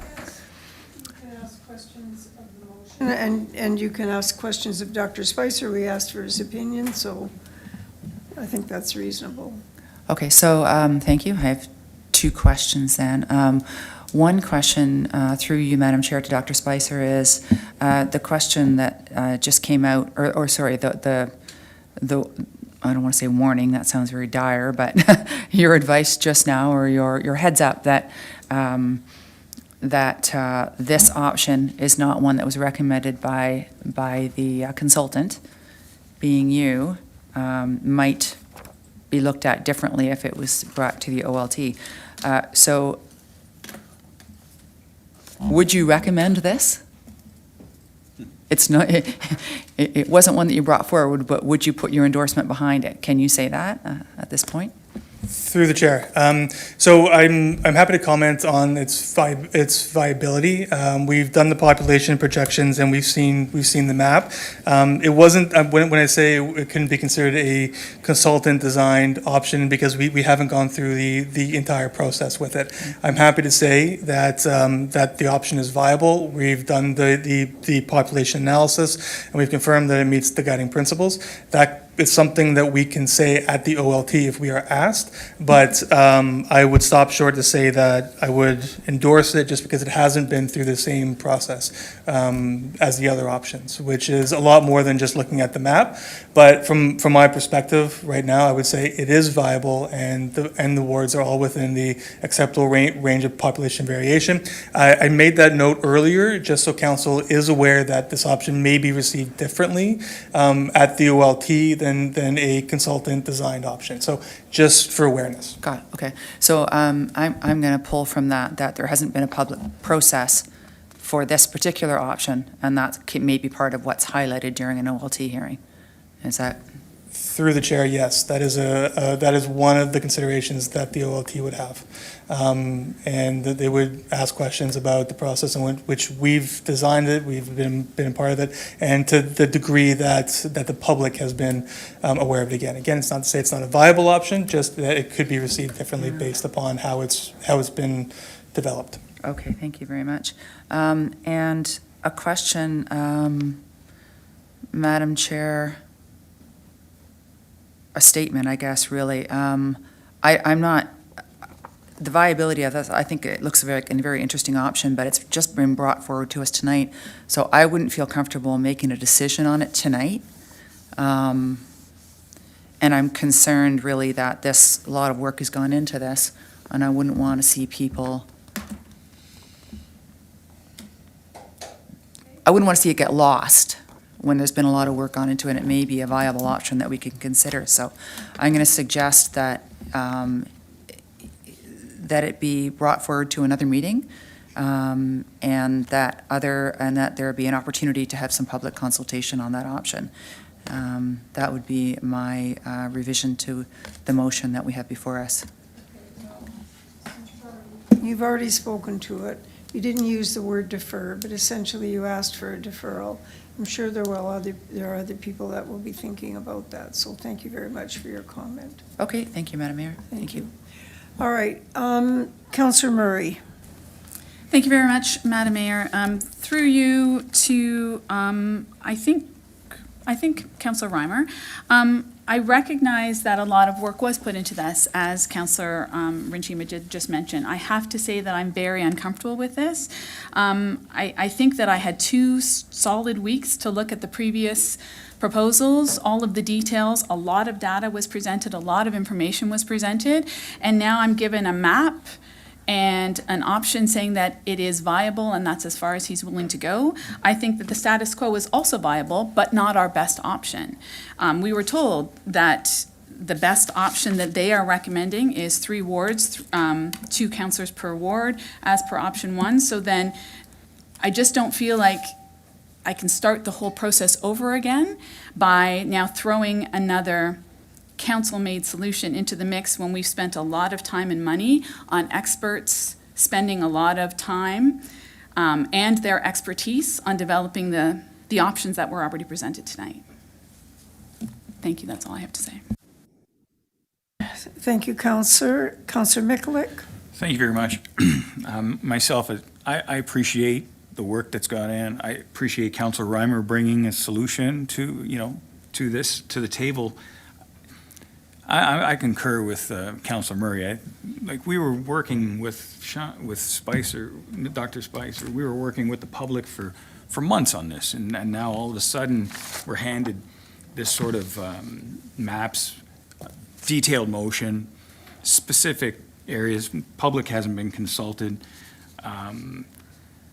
The question I have would be to our CAO, what message are we sending to consultants? What message are we sending to Mr. Spicer? Dr. Spicer, what message are we sending to the residents in possibly, potentially saying yes to a motion that's been presented at the 11th and 59th hour?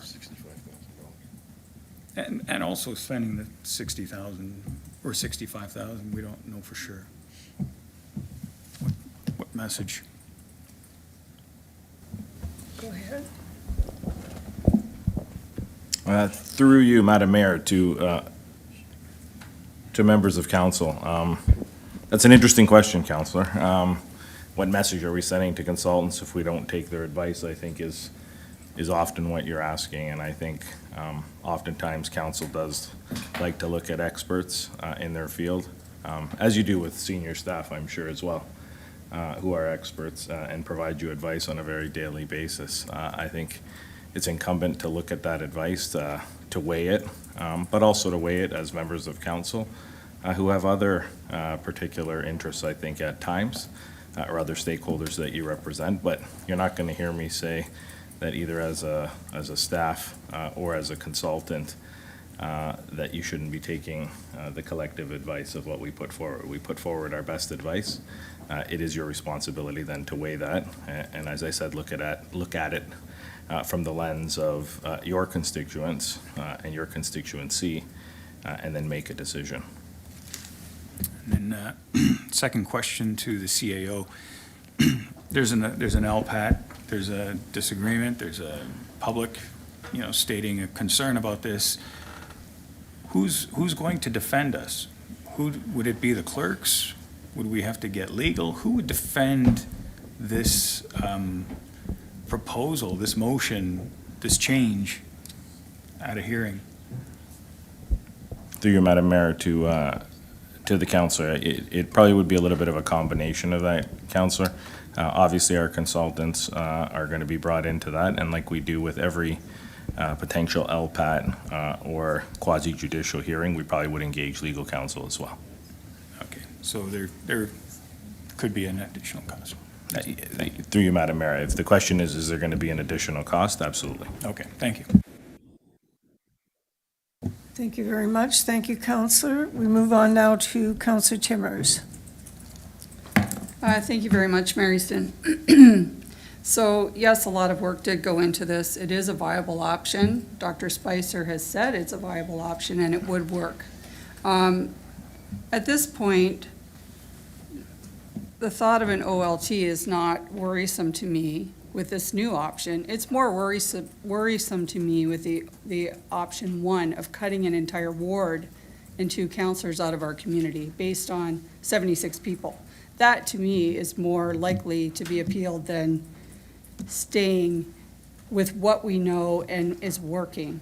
We do have the option in your report to keep status quo or to make adjustments. That is one of our options as council, is to make adjustments. And to me, we're making adjustments. And these are minor adjustments compared to option one, which is not a minor adjustment. There's a lot that we haven't discussed here tonight. So I have a motion as well that I want to put on the table. And we need to deal with the first motion first, and then I will be putting a motion forward. Thank you. Thank you. Thank you, Mary Easton.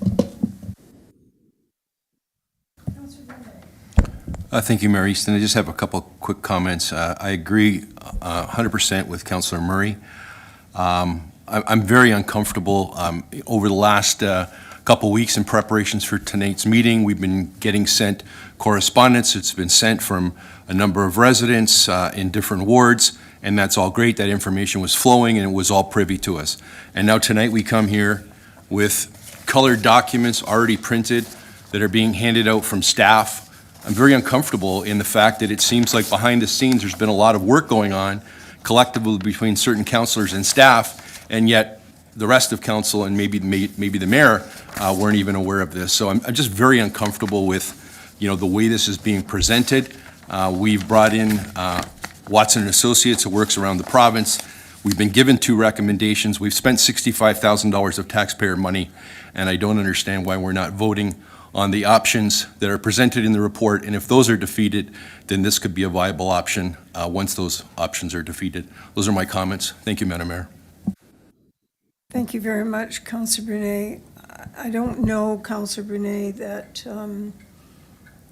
in spite of your comments, councillors do have the right to bring motions forward, and I think we all know that we don't necessarily have to share them with other people. However, your comments are certainly heard. All right, so we have this motion. We have no more speakers, and thank you very much for all of your input. So we have this motion. Madam Clerk, could we have that put up again? There you go, Madam Mayor. Okay. So we're going to vote on this motion, and then we're going to decide what's coming next. So Madam Clerk, would you please open the vote? Councillor Regima, do you have a question? I noticed you in the queue, and then you jumped out. Councillor Njima? Okay, thank you. I guess I had suggested that it be deferred and give it time for public process. And I'm not hearing, I don't know whether the mover and the seconder. Well, we need to vote on the motion first, and then if you want to deal with it at another time, you'll have to bring a new option up at another meeting. We have to vote on it. Correct, through you, Madam Mayor. We do have a motion on the floor right now. If that deferral is something you'd like to pursue, you can bring that motion forward after we do the vote on this motion. After we defeat this motion, it can be reconsidered at another After meeting. you vote on this motion, so I would hate to. Sorry, I didn't mean that. Yeah. After we vote on this motion. You would Okay. bring that forward afterwards, yes, thank Okay. you. I was thinking that if it had been defeated, that was the end of that conversation, but I'm wrong. Through you, Madam Mayor, you can bring forward a motion and afterwards, yes. For the deferral, yes. Thank you.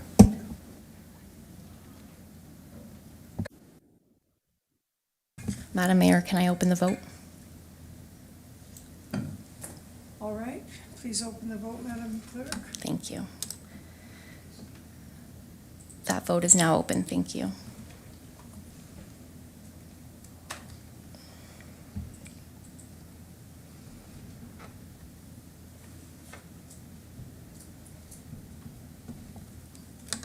And I'll close that vote. And that motion is lost. Thank you.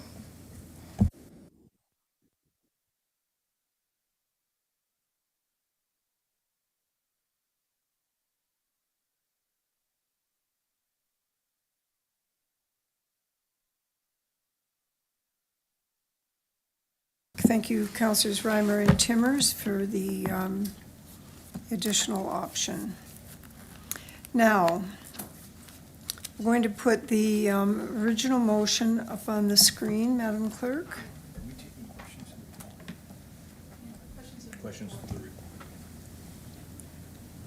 If council would like to ask more questions, I leave that up to Madam Chair. What are we asking questions on?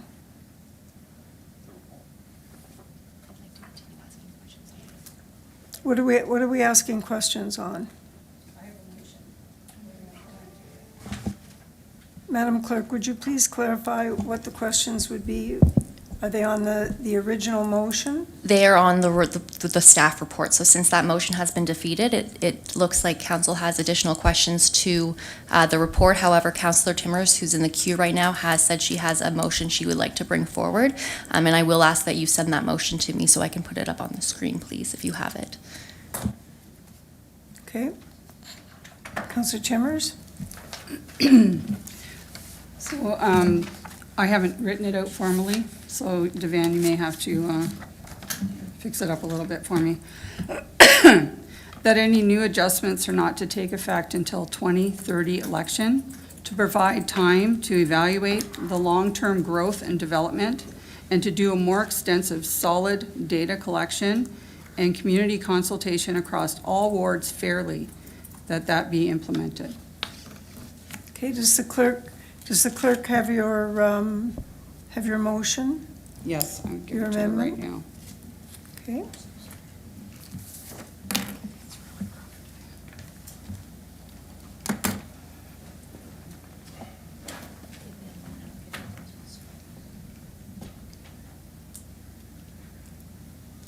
Councillor Russell, your question, do you need to see the motion up on the board? Then go ahead, please. Thank you, Madam Mayor. Through you to either Councillor Timmers or the clerk. I'd sent the clerk a note in between Councillor Timmers reading off her motion, just wondering if it might be apropos to break the motion up to select the option first and then select the timing as the second part, because the status quo could technically be one of the options that gets selected, where then again at that point I think Councillor Timmers' motion would be moot. So I think we should maybe look at the option first of what's going to be selected as a separate motion, and then create the second one on when it should be implemented by. All right. Do we need to have a show of hands on that? I mean, really, it's pretty straightforward. Does anybody object? It makes good sense. The question is whether, the suggestion is that we select the option and then we select the timing. So Councillor Timmers has put a motion on the floor, so that's what we are speaking to right now.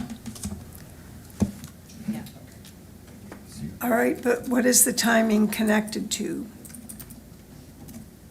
What is the timing connected to? 2030 is what you said. Are we talking about original option one? No, it's my motion. I'm sorry, madam, I'm going to get you into the queue. Give me 1 second, okay? Put your mic in. Councillor Timmers? Sorry, I couldn't hear what you were asking me. I'm asking the timing that you're suggesting, what would it apply to? Original option one? It would apply to any of the options, that we wait until 2030 to implement them. Because it feels Okay. very rushed. We have very little time here making a quick decision. All right. Let's see the motion then.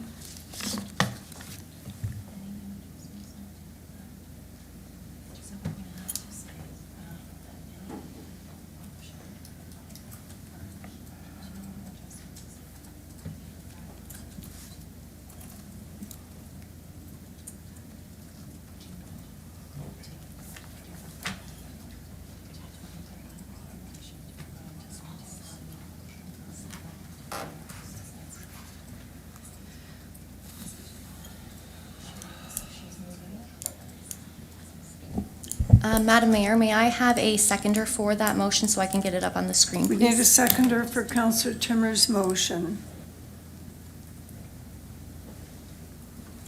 Councillor Reimer. Councillor Reimer, thank you. Councillor Reimer?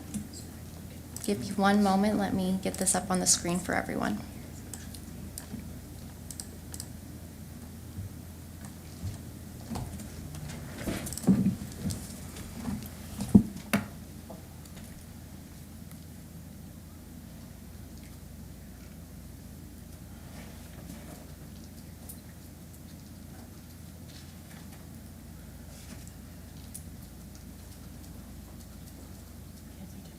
Yes.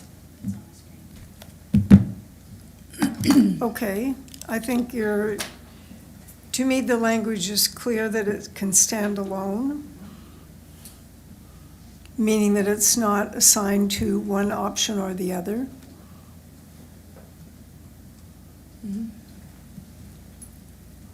All right. Any clarification required? Councillor Murray?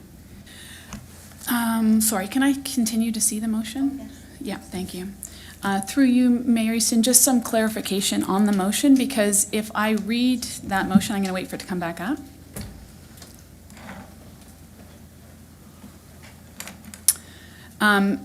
the first piece, that any new adjustments do not take effect until 2030. But then the second piece is to provide time to evaluate long-term growth and development and do more extensive solid data collection and community consultation implies to me that what we are saying is we are going to approve an option of some sort and then redo a public consultation and redo a study that would potentially change what we have chosen. So it feels to me that what we're being asked to approve here is that to approve something and then say, yeah, but we're not actually going to accept it. We're going to wait 4 years and then have this conversation again. Which to me is this particular motion, I recognize was very ad hoc, but it's very unclear to me what we're trying to achieve. Thank you for your comments.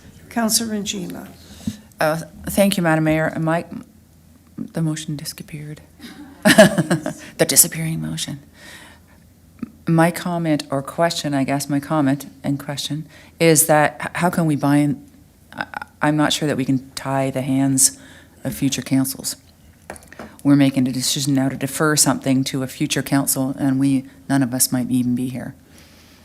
That's my question.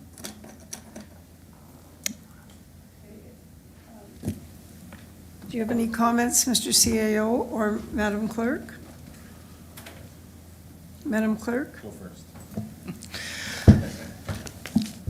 Thank you, Madam Mayor, to the councillor. So, council has the option to delay this and move it to 2030. In no regard is the next term of council bound to any decision made tonight. So there is that. Any new term of council can repeal, they can defer, and they can definitely make tweaks to any kinds of bylaw that is not enforced yet. So whatever that you decide tonight, if you move it to 2030, doesn't mean that the next term of council is bound to that decision, no. Okay, so I think what I'm hearing is that we can't bind the hands of future councils, so No. this motion means it shows intent and what we'd like to happen in the future, but we It can't does. do it. That's right. And so no bylaw would, because essentially, even if the new council's term starts in 2026, it doesn't take effect until 2030. So that council at that time still has time to make changes or anything like they want to reconsider if they wanted to. It Okay. wouldn't take effect until 2030. Gotcha. Okay, thank you. Thank you. No problem. Councillor Timmers? Thank you, Mary Easton. Just a few comments. So I apologize, this motion is very quickly put together. I didn't realize that we would get to this point tonight, but I was prepared. I guess the intent of the motion is, I'm looking for more time.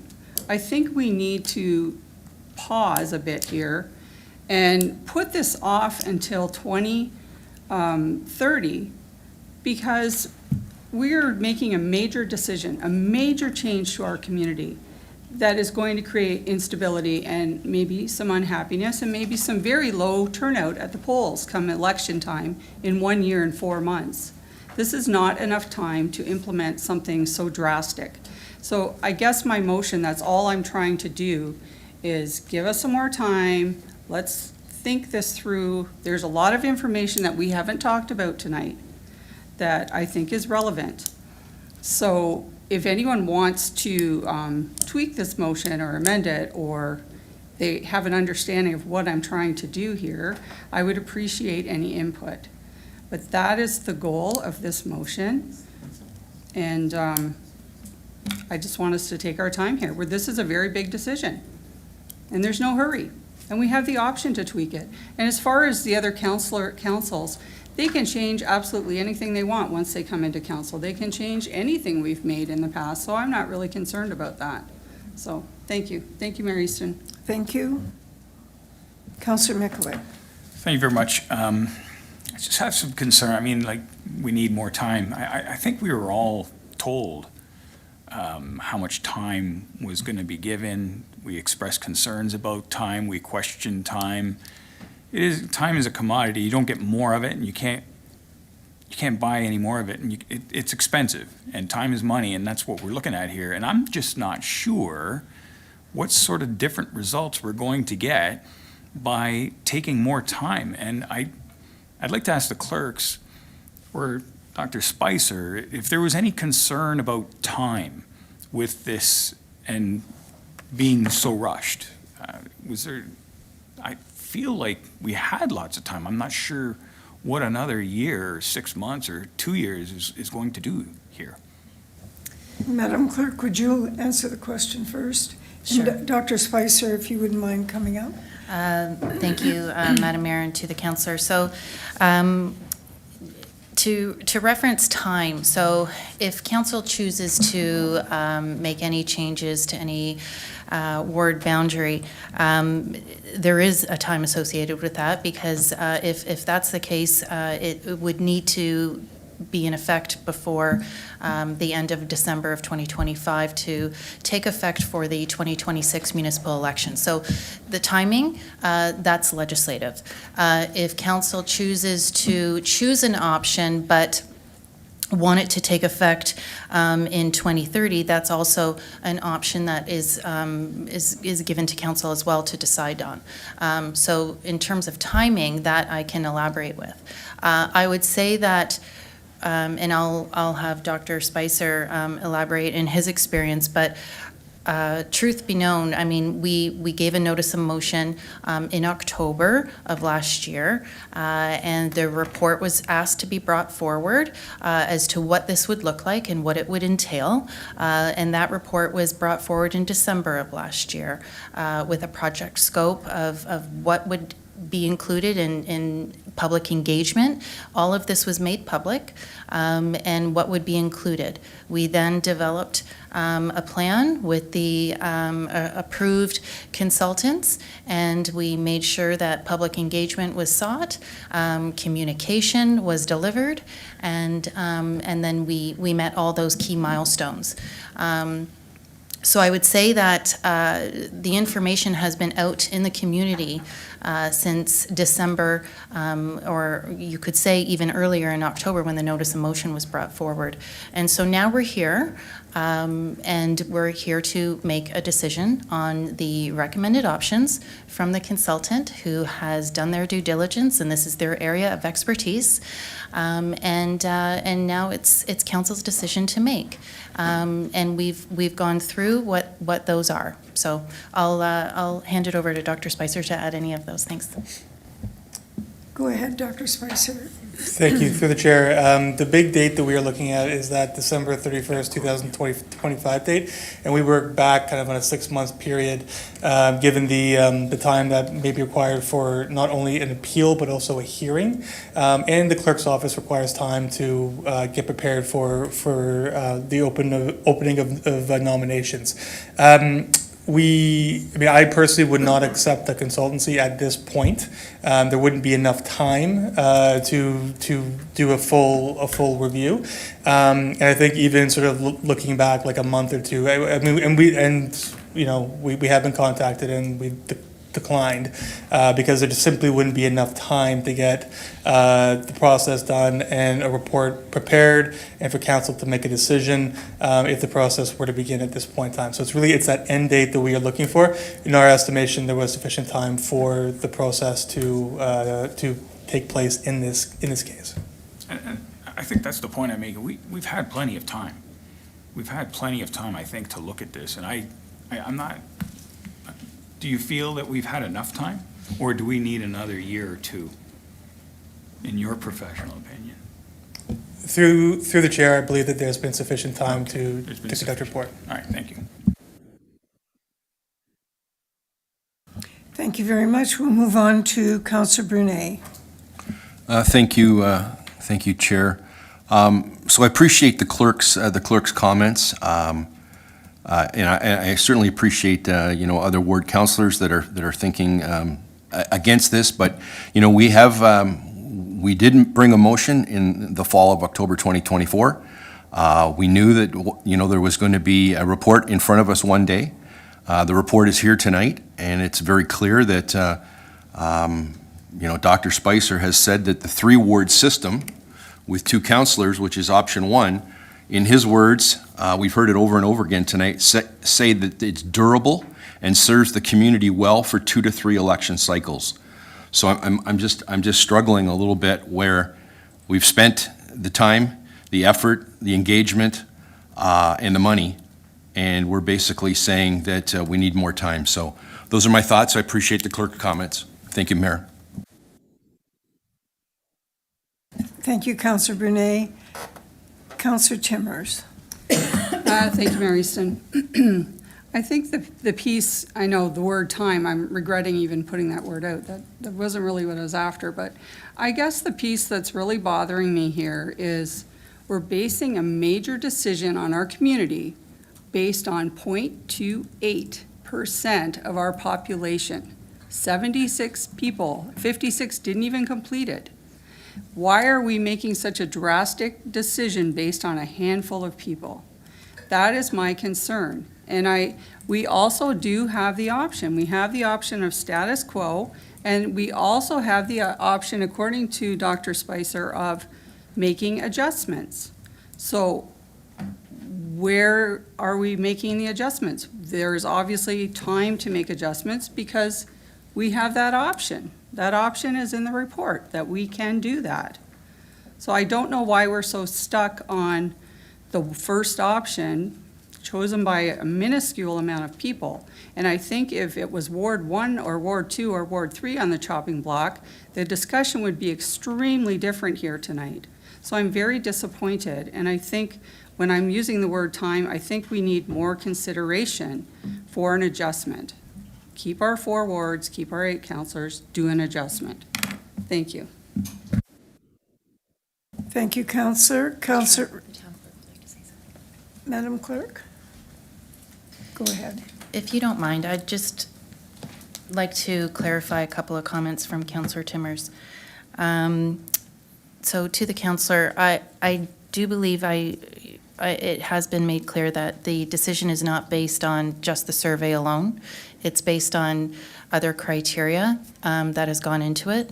And if there's any miscommunication that has gone into any of the documents, I do want to clarify that should council choose to go ahead with option 1 or 2, and that is to take an effect in time for the 2026 municipal election, I do want to reiterate that council can run for any ward that is now created. So, Councillor Timmers, when you say that, Ward 4 is no longer existing, but that doesn't preclude any member of council. So I just want to make this very, very clear. It doesn't preclude any member of council putting their name forward in a nomination as a future candidate for the 2026 term. So I do want that information to be out there because it's sending a little bit of a contradiction there, and I just wanted to clarify that. Thank you.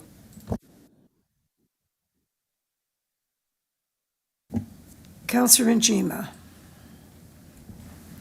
Thank you, Madam Mayor. So I think the motion on the floor right now is Councillor Timmers' motion, and that suggesting that we move any potential changes to 2030.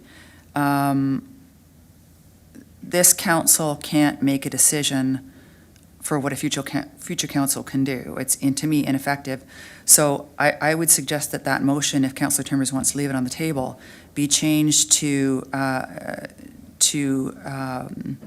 the status quo, and then the motion would have to be revised to state the status quo as an option.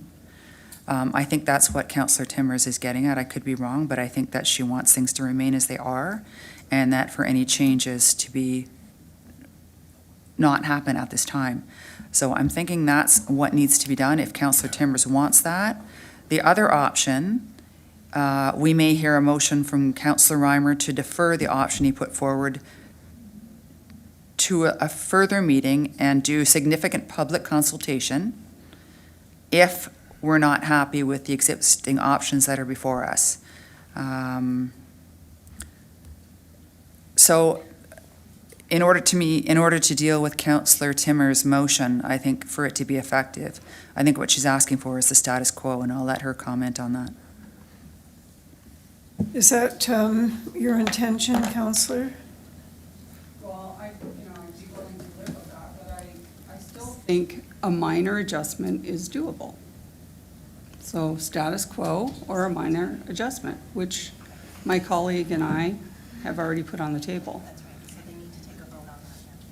It's no longer viable. The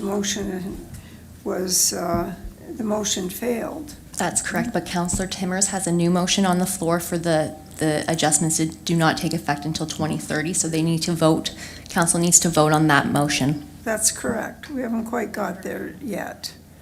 So any more comments, Councillor? No. Okay. All right, I'm going to take one more comment from Councillor Njima. We're calling the question.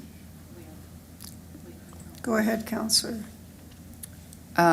I guess if the motion's not going to be changed, we should vote on it, and then I'll have a motion after that to revise the existing motion to approve status quo. So. I need to go back to Madam Mayor, I'm going to ask the town clerk to chime in. Thank you. So just to clarify procedure, we're going to vote on the motion that Councillor Timmers has put forward. Following that now brings us to the original motion, okay? Now, you're going to vote on options 1 or option 2. If those fail, then we vote to keep existing and receive for information only. We're at that point now in the meeting. Option 3 could be to keep existing, but right now you need to take a look at the motion that is before you right now, which is Councillor Timmers' motion.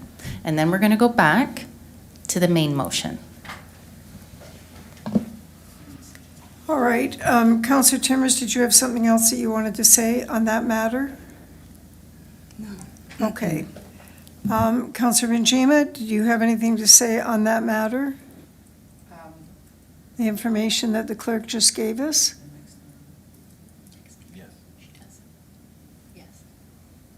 Sorry.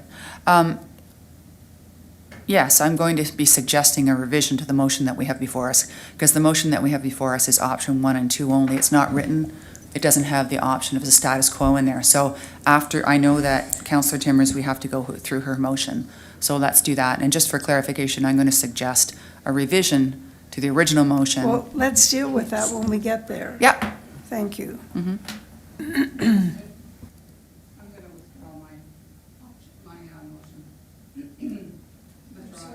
Withdraw my motion. You're withdrawing your motion. Okay. All right. The motion is withdrawn. We're moving on now to the original motion as recommended.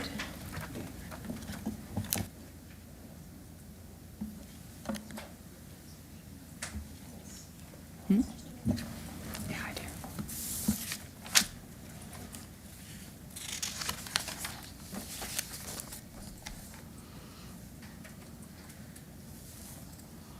All right.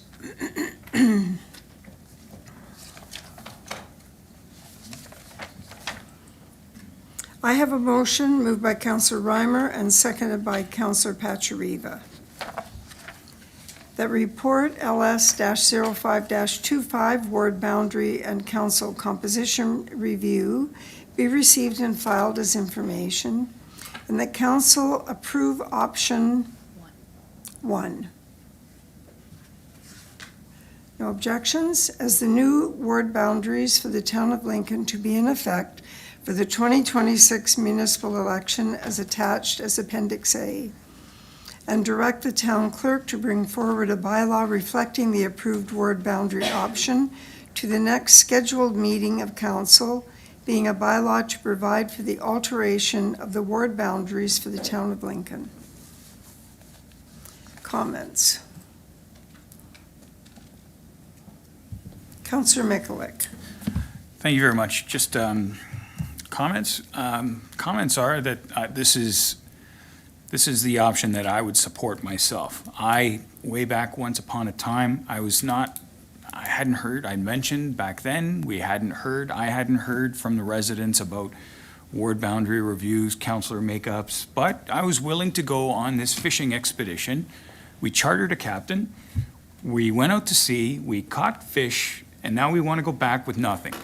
And I don't understand why this discussion is going the way it's going when we've retained some professional advice, paid for it, and I went ahead with it, only because we hadn't done it in a long time, knowing full well what the consequences were of this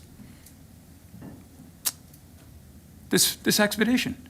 And here we are now. We want to tell the residents, we want to tell everyone that was involved with this process that we didn't like the fish we caught. We're going to try this again, or we're going to go it again. For me, if it was 6 months, 8 months ago, October, I was fine with the system the way it was. We wouldn't have spent 65,000 or whatever the number was. We would have carried on, and here we are. Staff has spent significant amount of time. Councillors have spent significant amount of time. Those willing to participate spent, and here we are now. We don't like any of the decisions. Crafting our own motions, crafting our own ward maps at the 11:59th hour. We had lots of time to do this, and I appreciate the residents that, oh, where's my ward going to be? Your ward you're going to be represented. Absolutely, you're going to be represented. It's going to be whoever runs in that ward, and if you are concerned about who's going to be your representative, then run. Then run for that ward. There's going to be three new wards. That's a perfect opportunity to make your position known, to make your thoughts known about the process, about what's going on, and make changes. But for tonight, it's shocking that we're spending this much time, and that I'm hearing that there's going to be at least another motion or two to discuss this. Those are my, if we're looking for comments, those are my comments. So thank you very much for allowing me that. Yeah, that. Thank you, Madam Mayor. Yeah, I know this absolutely is a review, and that's what we had intended to do. So it's up to us to make a decision. We did review. We hired some really well-qualified consultants, and it's up to us to make a decision. So having been on council for 14 years,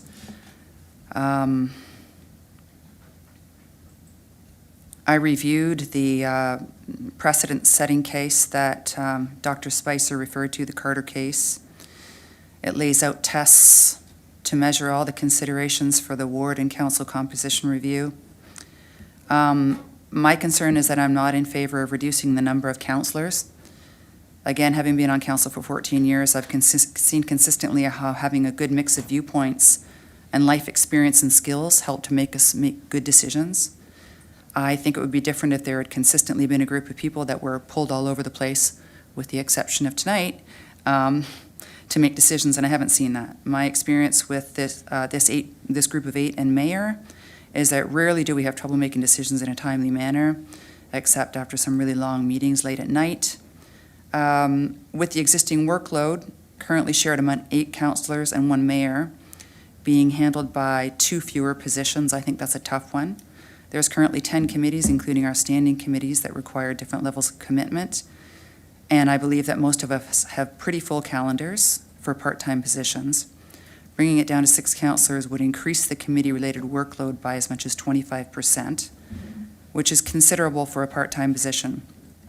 We all know the joke that every committee involves 1 meeting a month, but despite the best intentions, that's seldom the case.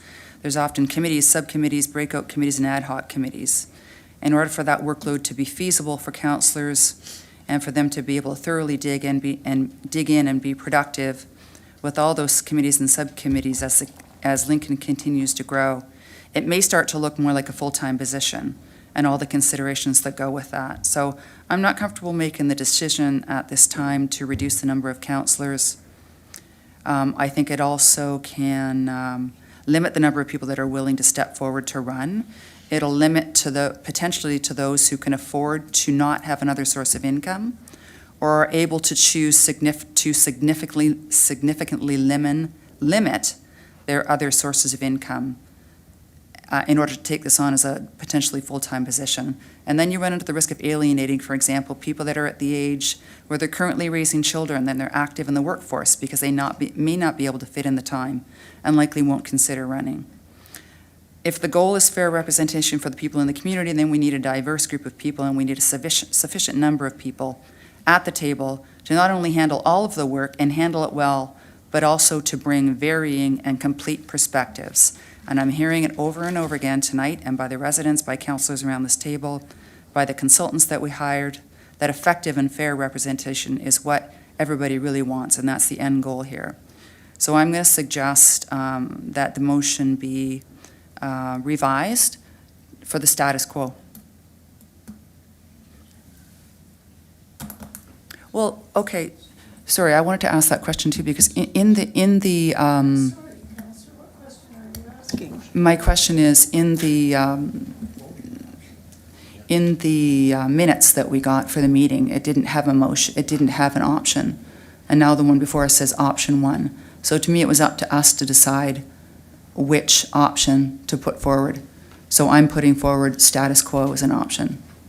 Okay, thank you. So just for clarification, Madam Mayor, and through you, so currently on the floor is option 1. That is what we will be voting on.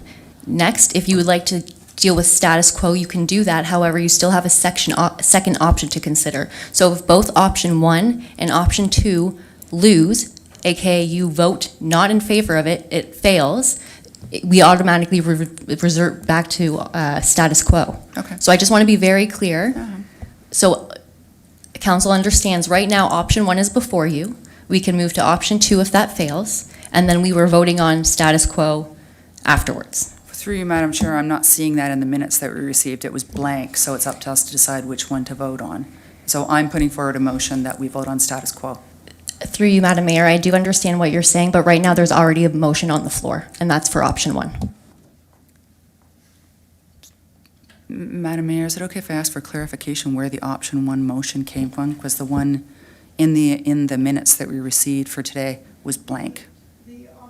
In my opinion, the option 1 came from the discussion through the entire evening. That's all we've been talking about is option 1. The consultant talked about option 1. That is the option that has been spoken of. So, Madam Clerk? hi.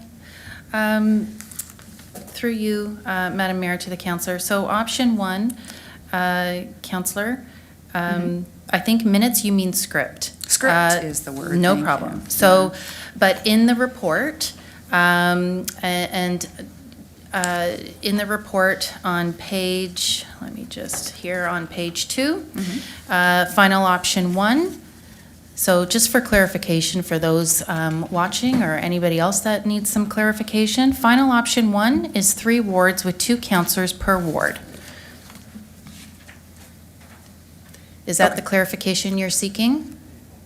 No, I mean, it's fine, but even in the report, it has that council approve option blank as the new Right. ward boundaries for the town of Right, so Lincoln. because of, they had several options, or sorry, multiple options provided to council, they left it blank on purpose so that you would have the option to vote on either option 1 and or 2.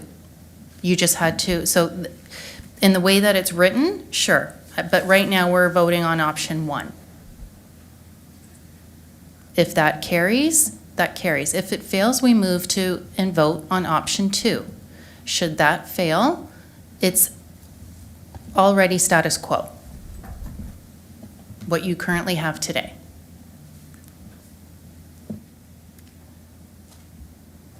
Okay, I'm not sure why I can't revise the motion to status quo, but I'm hearing that I can't.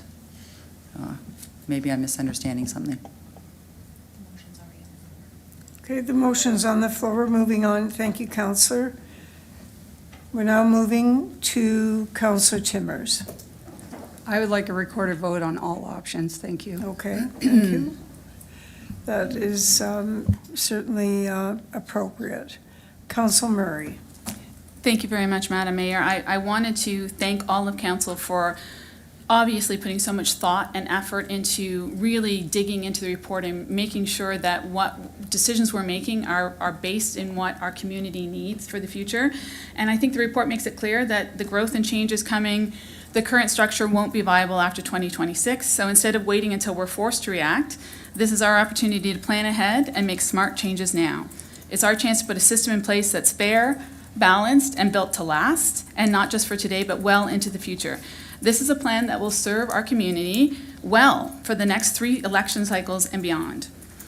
I understand that it reduces council from 8 to 6, but I believe the workload remains manageable, especially if we use this opportunity to reevaluate how we approach advisory boards and citizen committees. In many cases, we reduce the number of council reps involved or even step back entirely where strong staff support already exists and simply ask those committees to report back to council more frequently. For me, it strikes the right balance. It maintains strong representation, reflects the growth we're experiencing, and sets us up with a structure that's both reasonable and sustainable. It gives us a practical, familiar foundation with the right changes to keep us well-governed in the years ahead. This isn't just about what works today, it's about building a system that will help our community thrive well into the future. Thank you, Mayor Easton. Thank you, Councillor. Councillor Timmers. Thank you, Mayor Easton. I didn't realize that Councillor Murray was going to have a prepared statement, so I would just like to have a few words as well. And as we prepare to vote on this, I hope that we take into account the fair and equity across the entire community. I do not support taking away 2 councillors. I think that will diminish representation for the wards. I think having the councillors take on 33% more workload is a big ask. I think some councillors are stretched already. I personally sit on 5 boards and committees. What will happen with the community involvement on our committees and boards? That is the way that the community has a voice at this table. That is the way that we bring together community with councillors to make very important decisions in our community. And I don't see how 6 councillors are going to be able to continue that type of workload. I really hope that we keep the status quo. I don't think there's any risk at that. We are basing all of this on assumptions. We're basing it on possible growth, possible development. We know there's a slowdown. We don't know where we're going to be in 10 years. We might be very similar to what we are now. We heard from Dr. Spicer. Our 4 wards are working. It's viable. They're successful. It's been working well for 50 years. We had very few people input. Yes, we spent lots of time, but the input was very, very minimal. And that is what I have a problem with. So I hope when we vote tonight, you think of fairness across the entire community. You think about all of the wards, not just 1, 2, and 3. Thank you. Okay, thank you very much. We're now going to, the clerk is going to open the vote. Thank you, Madam Mayor. And just for clarification, you are voting on option 1 right now. And it's a recorded vote as per Councillor Timmers. And I've now opened that for voting. Thank you.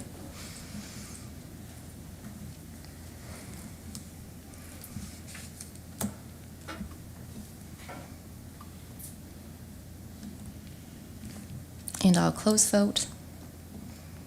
And that motion carries 6-3 on a recorded vote.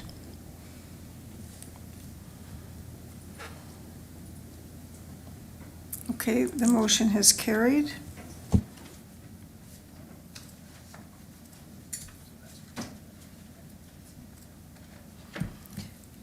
All right.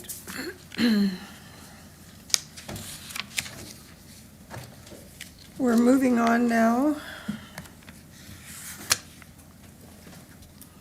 We're moving on now to item 15.2, which is the provincial legislation updates, Bill 5 and Bill 17. I'm just going to ask if members of council want to take a break for 5 minutes. I think that would be a good idea. Let's just 7 minutes. and we'll be back because this report is fairly lengthy into itself. Thank you.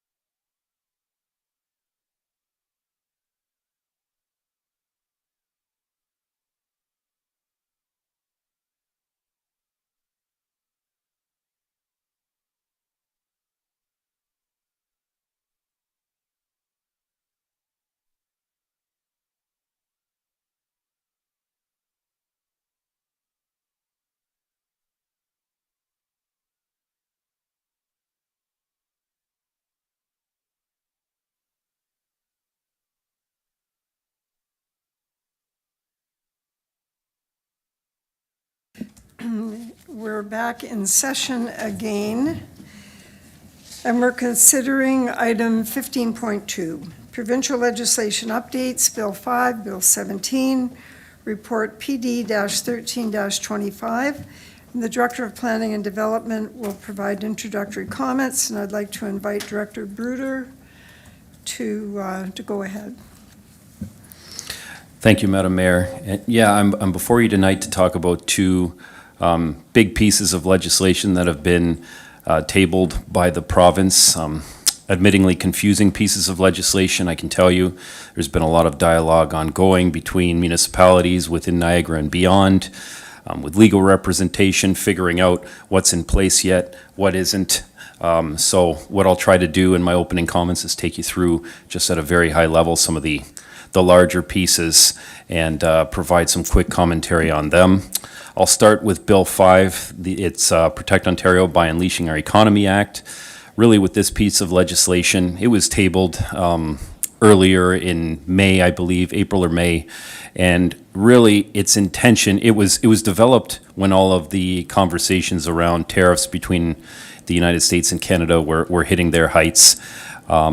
And what it was intended to do was intended to speed up larger scale infrastructure projects, really things like mining, large mines, and operations like that.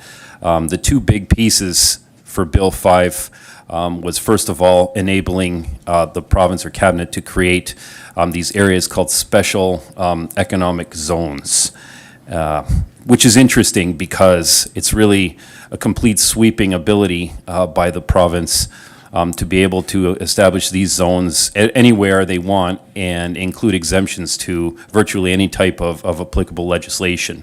Could be local noise bylaws, could be environmental pieces of legislation. So obviously a lot of interest among certain groups, certain stakeholders, including Indigenous groups, regarding that. And then one of the other big legislation changes that came along with Bill 5 was also to the Endangered Species Act, a long-standing piece of legislation protecting critical wildlife and their species dating back to 2007.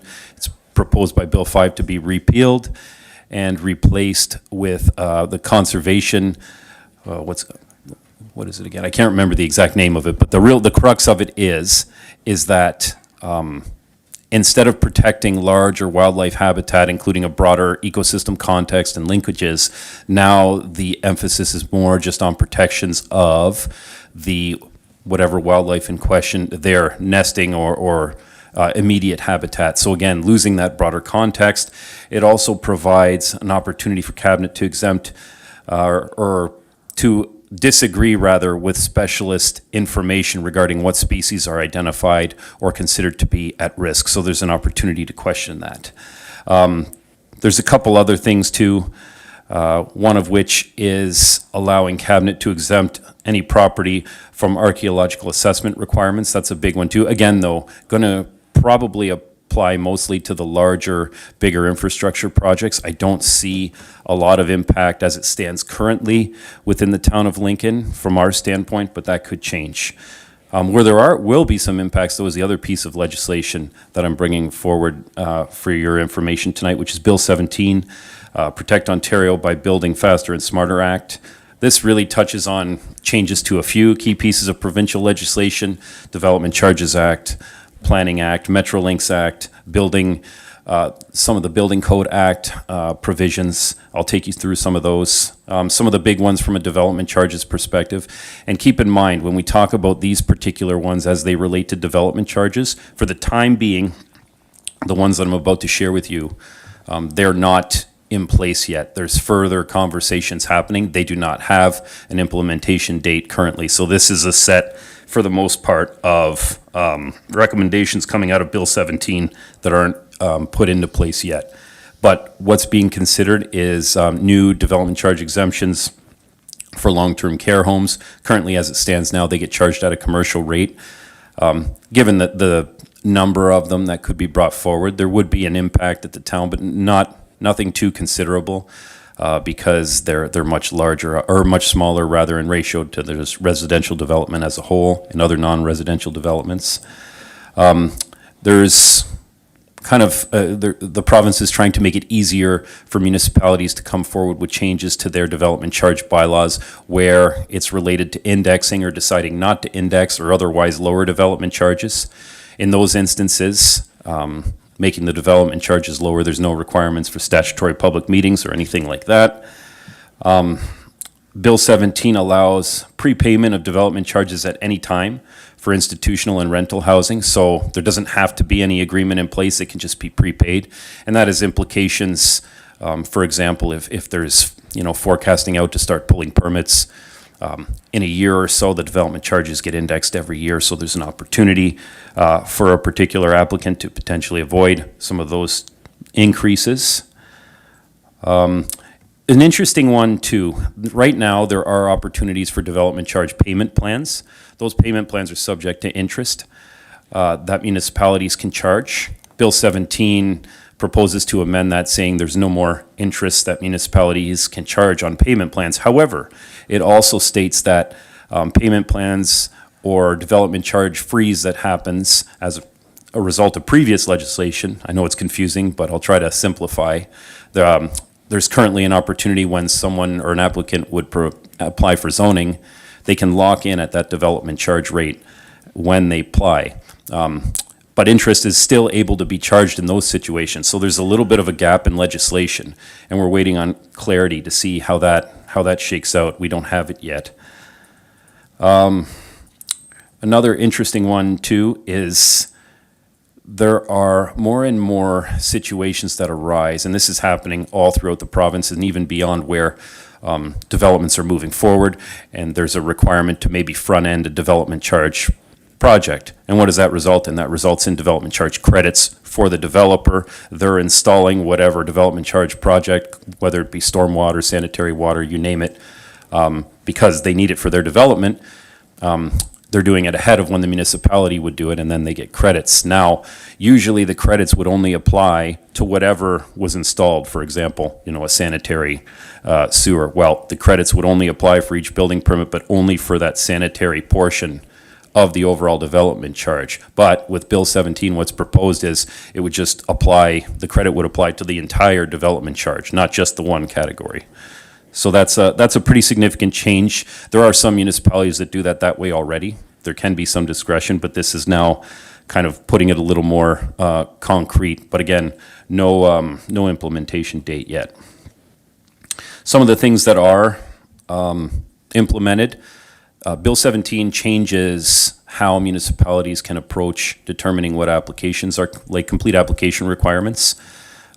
For example, us working alongside with the region and other stakeholders, we have terms of reference. An applicant comes in for a pre-consultation, we identify what deliverables are needed, and then for each of those deliverables, a terms of reference is issued, really bare bones of what needs to be included to consider that deliverable acceptable. Now, with Bill 17, what's being required is that all the study needs to be completed by a registered professional. And as long as they are within the list that's going to be provided, I think there's still some more information to come, then that particular deliverable should satisfy the requirement. So whatever contents are in the report no longer matters.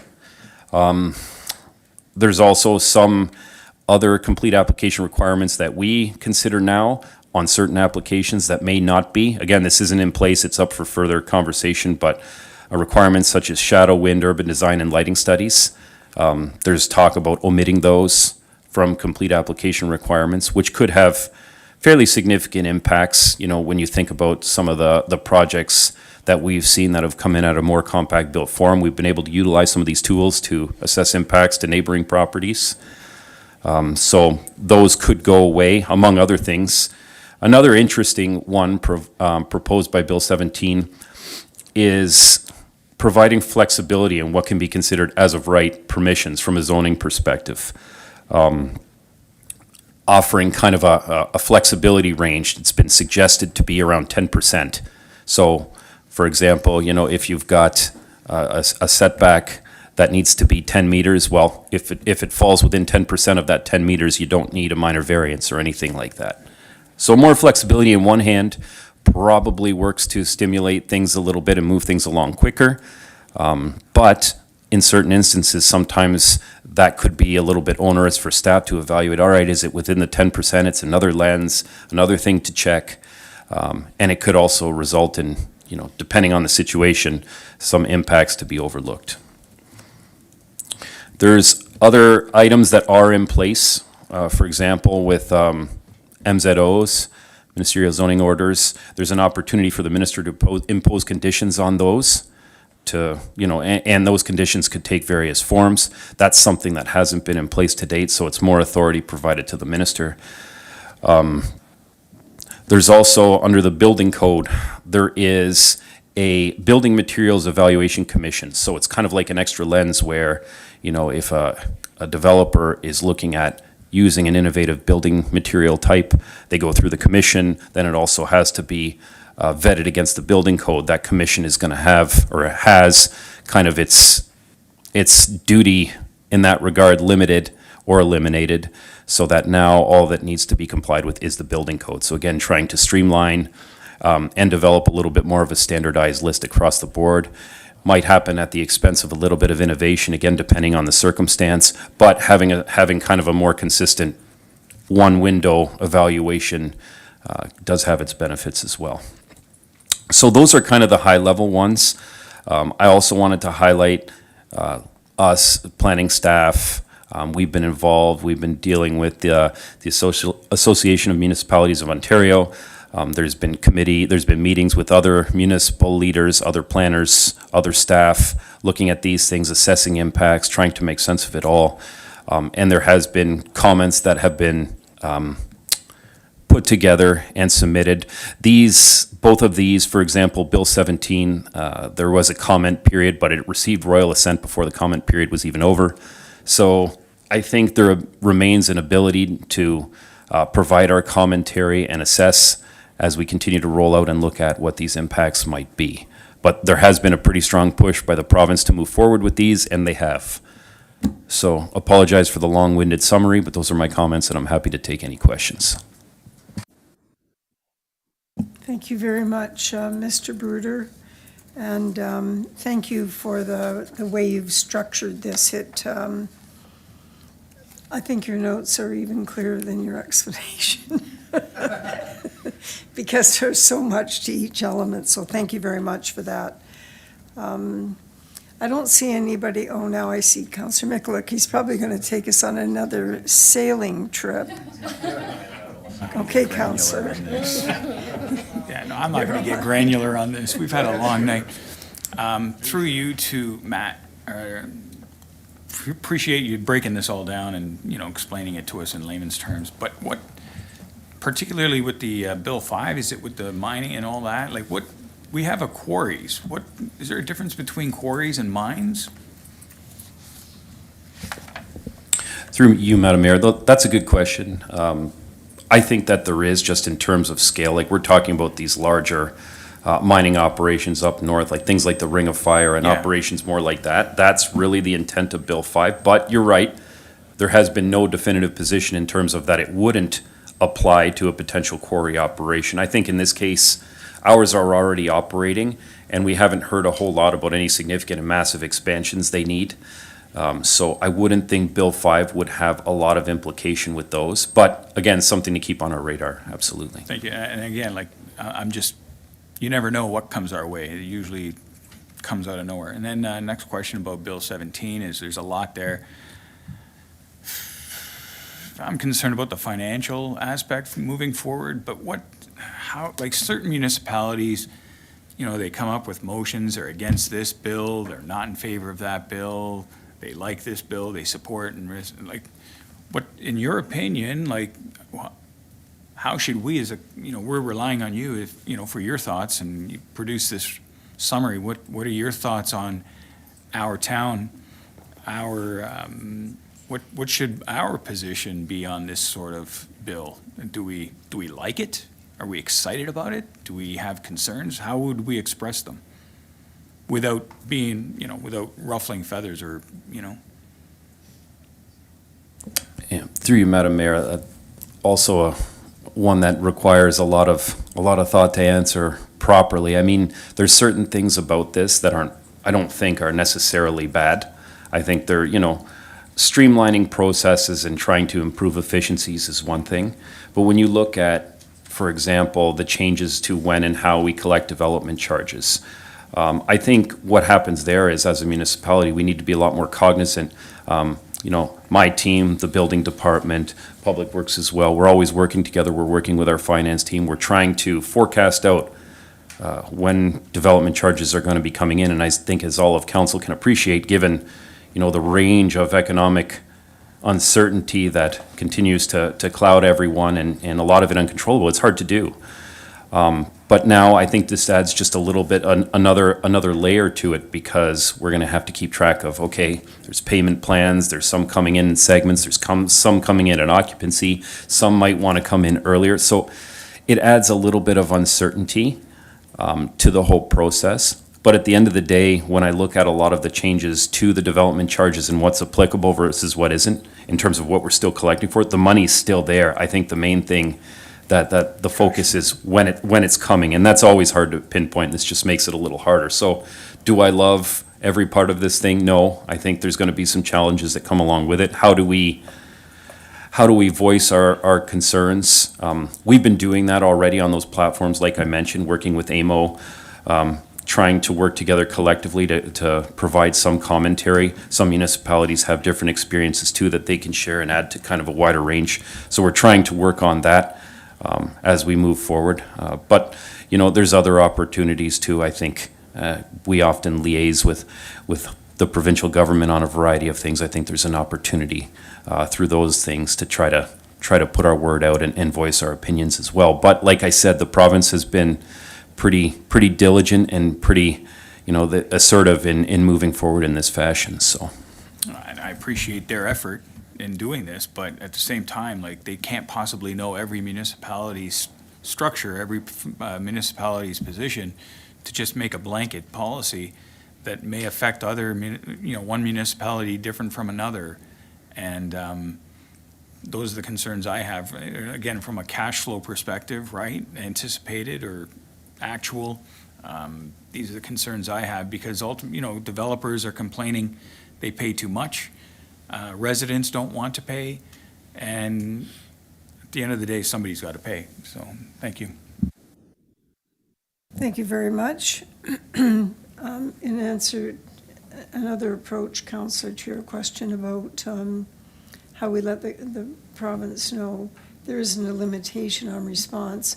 If an individual councillor wanted to bring a motion on anything, the staff have laid it out for us quite well. If there is a motion to come forward, we have that opportunity. Councillor Reimer, please go ahead. Thank you, Mayor Easton. Through you to Director Bruder. Along the same, there's lots of places in here. I'll go to the building code only because I deal with the building code, but along the same lines as Councillor Miklik, just with the at the very end of your report, basically, Matt, just removing or limiting the authority of the BMEC and removing the need for manufacturers to obtain secondary approval of new and innovative building materials. I get the saving time part, but there's a reason why there's a BMEC, like a big reason. And I'm all for speeding things up. I think that's dangerous. Just looking for your comments.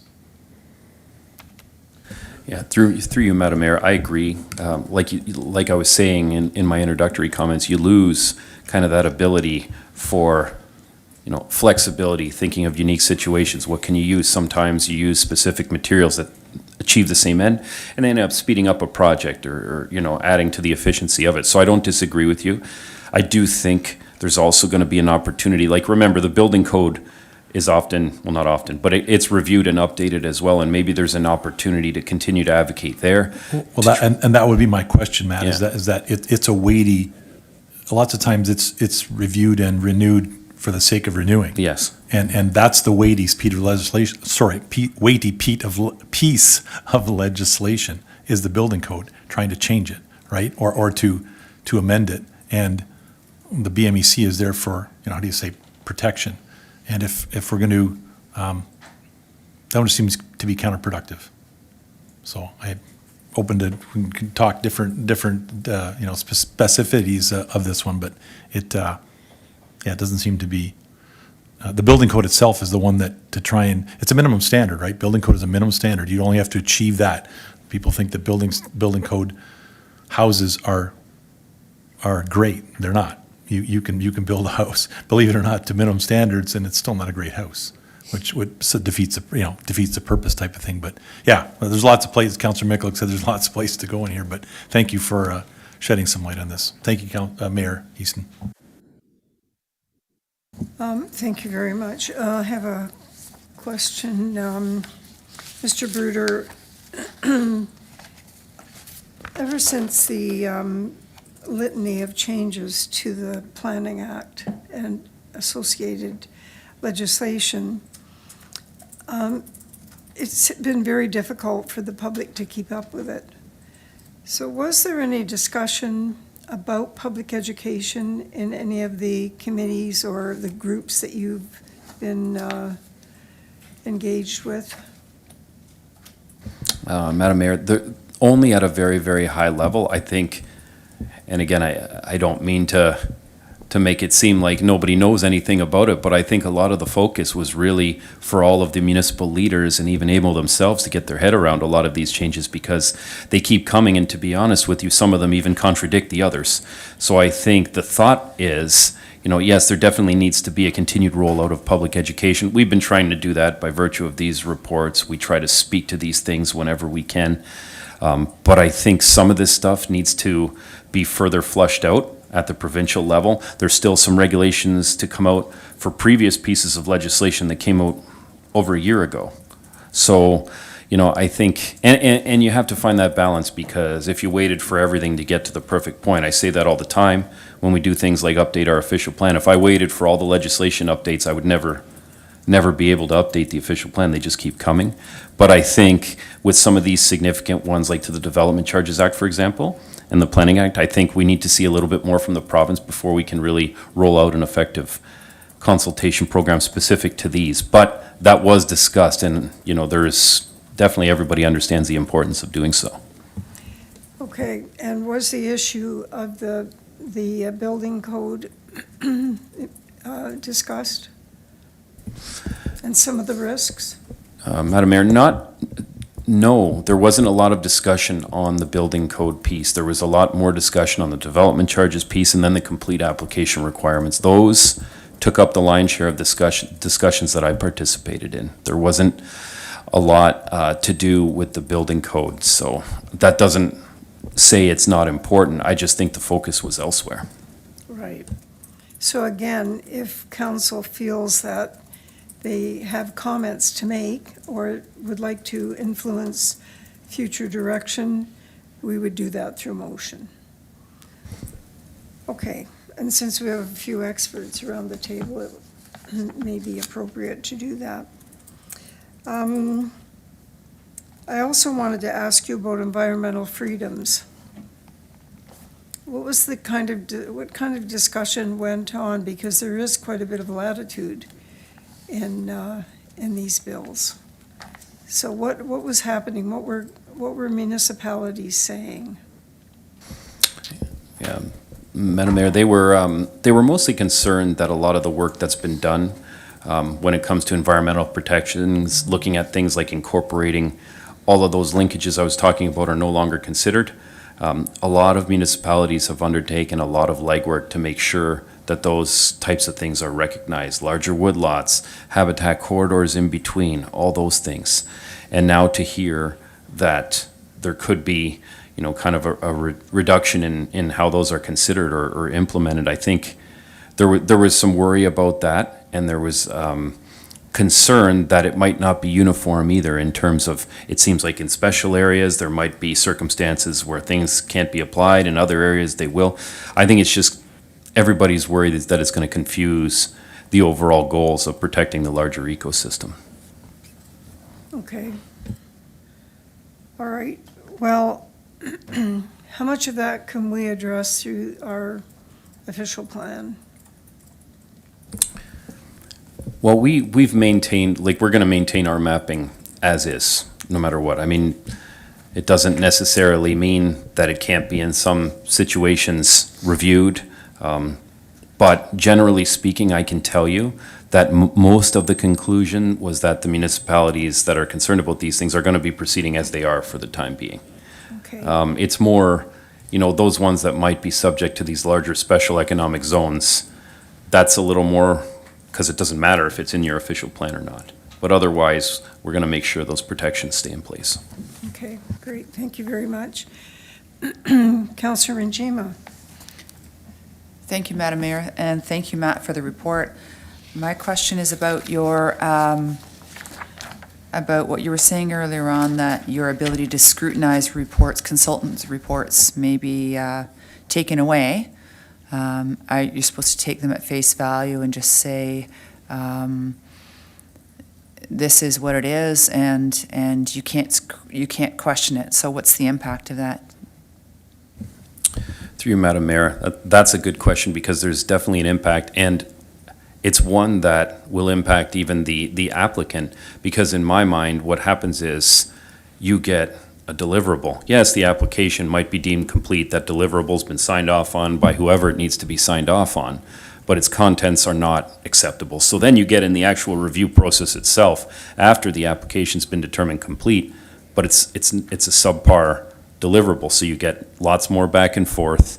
You've got to now work that out with the applicant, the applicant's team, the sub-consultant. It just leads to an inefficiency during the process. And really, what it is it's sacrificing, trying to start that clock quicker so that the application's complete and carries on, but at the expense of quality in some circumstances, or at least at the expense of municipal staff being able to guide them from the outset a little bit more. So. Okay. Yeah. Sorry, I misunderstood. I thought, so this is in order to declare the application complete.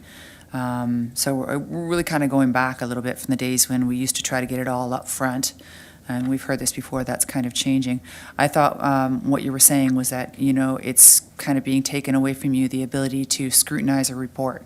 That it's up to maybe the planning consultant to review it and tell you it's fine.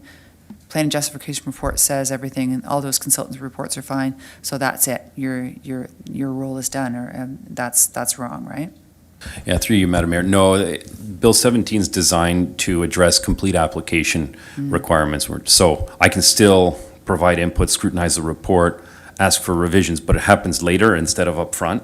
And believe it or not, even a lot of developers like to receive our comments early, because then they know themselves on what they need to do when they come back with a complete application. So, that's the impact. But yeah, it's all about the complete application requirements. Yeah. So, those discussions can be had in the process. You can advise, it's probably best that I review this ahead of time as part of the application. Will save you time in the long run, kind of back to how things used to be, right?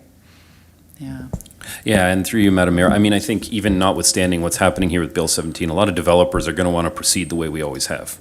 Like, they actually like that upfront communication. We do a lot of liaison, collaboration back and forth, trying to guide them, trying to tell them maybe what won't work versus what will, even before they come for a pre-consultation sometimes, depending on the complexity of the project. So it's often a little bit of a longer conversation, and the ones that are willing to work with the town, they're going to still work through the same process because they found it effective in the past. Yeah.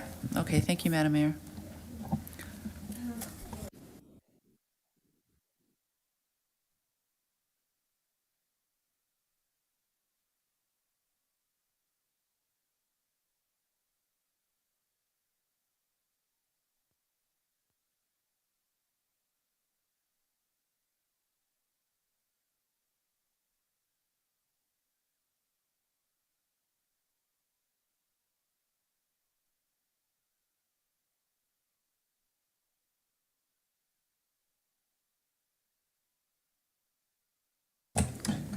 Thank you, Madam Mayor. That vote's now open.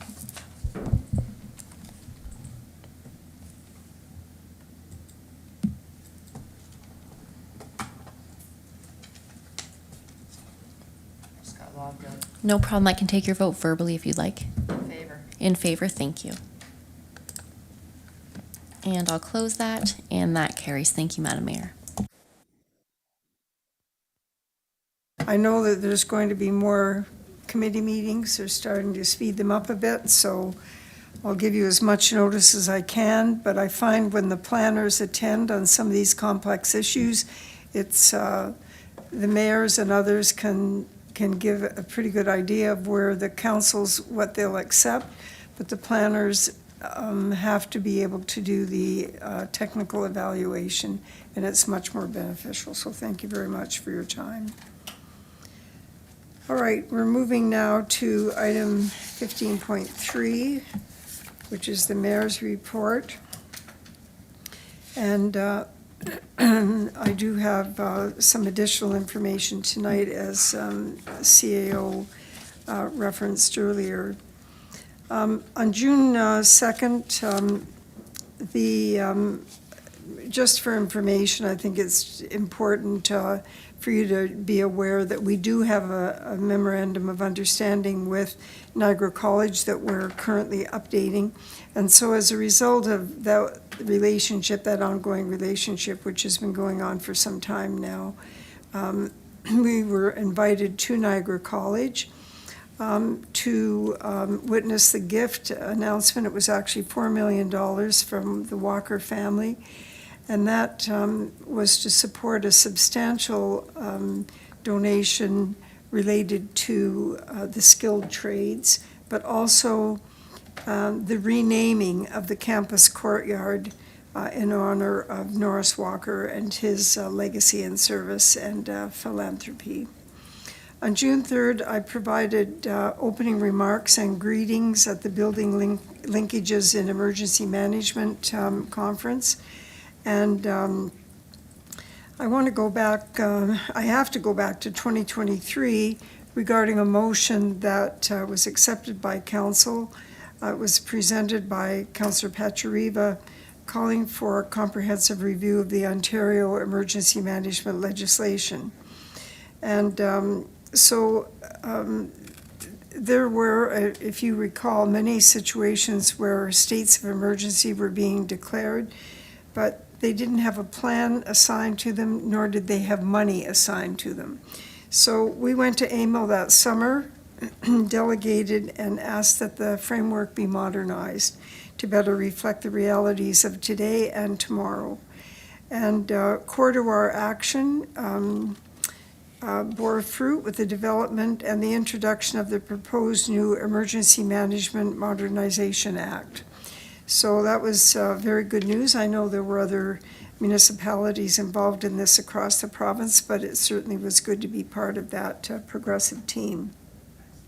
So the Niagara West Emergency Management Group had this day of educational opportunity, and so we were able to see firsthand the kind of value that was being called into play in terms of preparation and advocacy on this matter.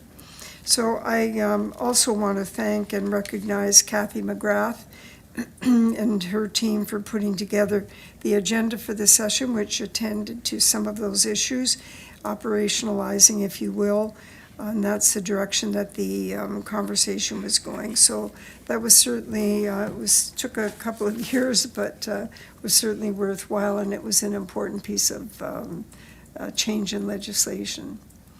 On June 3rd, we had, was the day that we flew the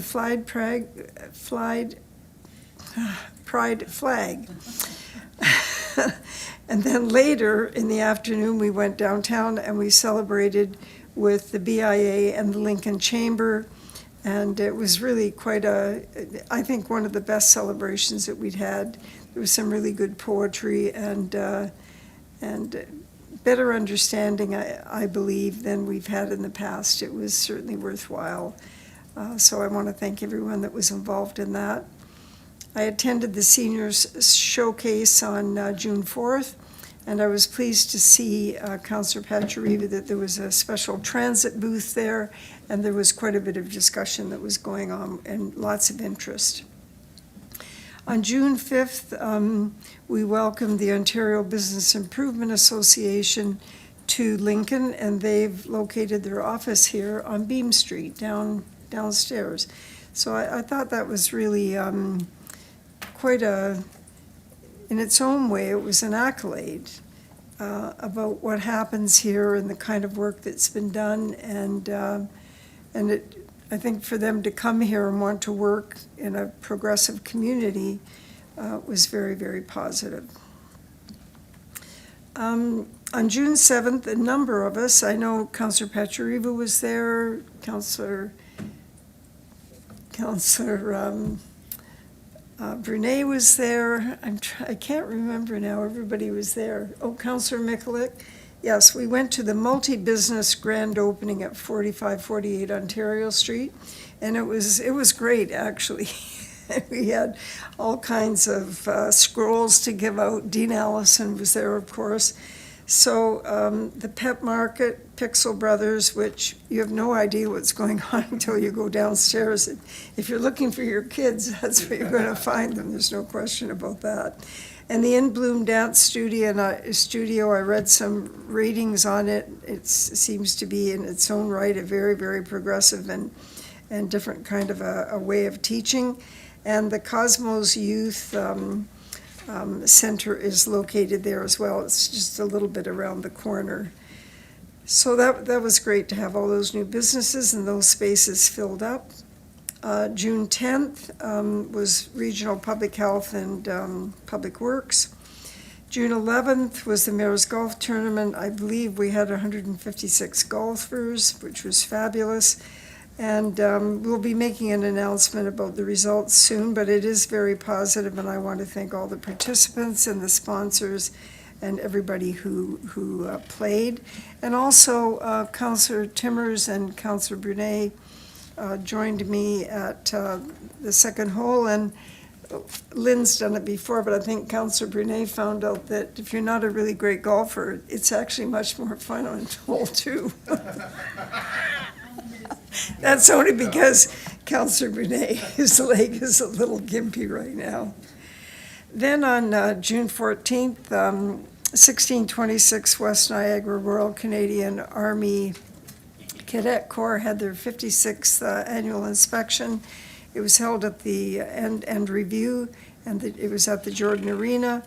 And also the change of command. So the commanding officer is Captain Matthew Tremblay. He's from Jordan Station, if you're not aware of that. And the incoming commanding officer is Captain Steve Torak, and apparently he's done this before, so he's familiar. I've been watching this group. It was looking, pretty small a few years ago, but I'll tell you, there's some serious work that's going on here. The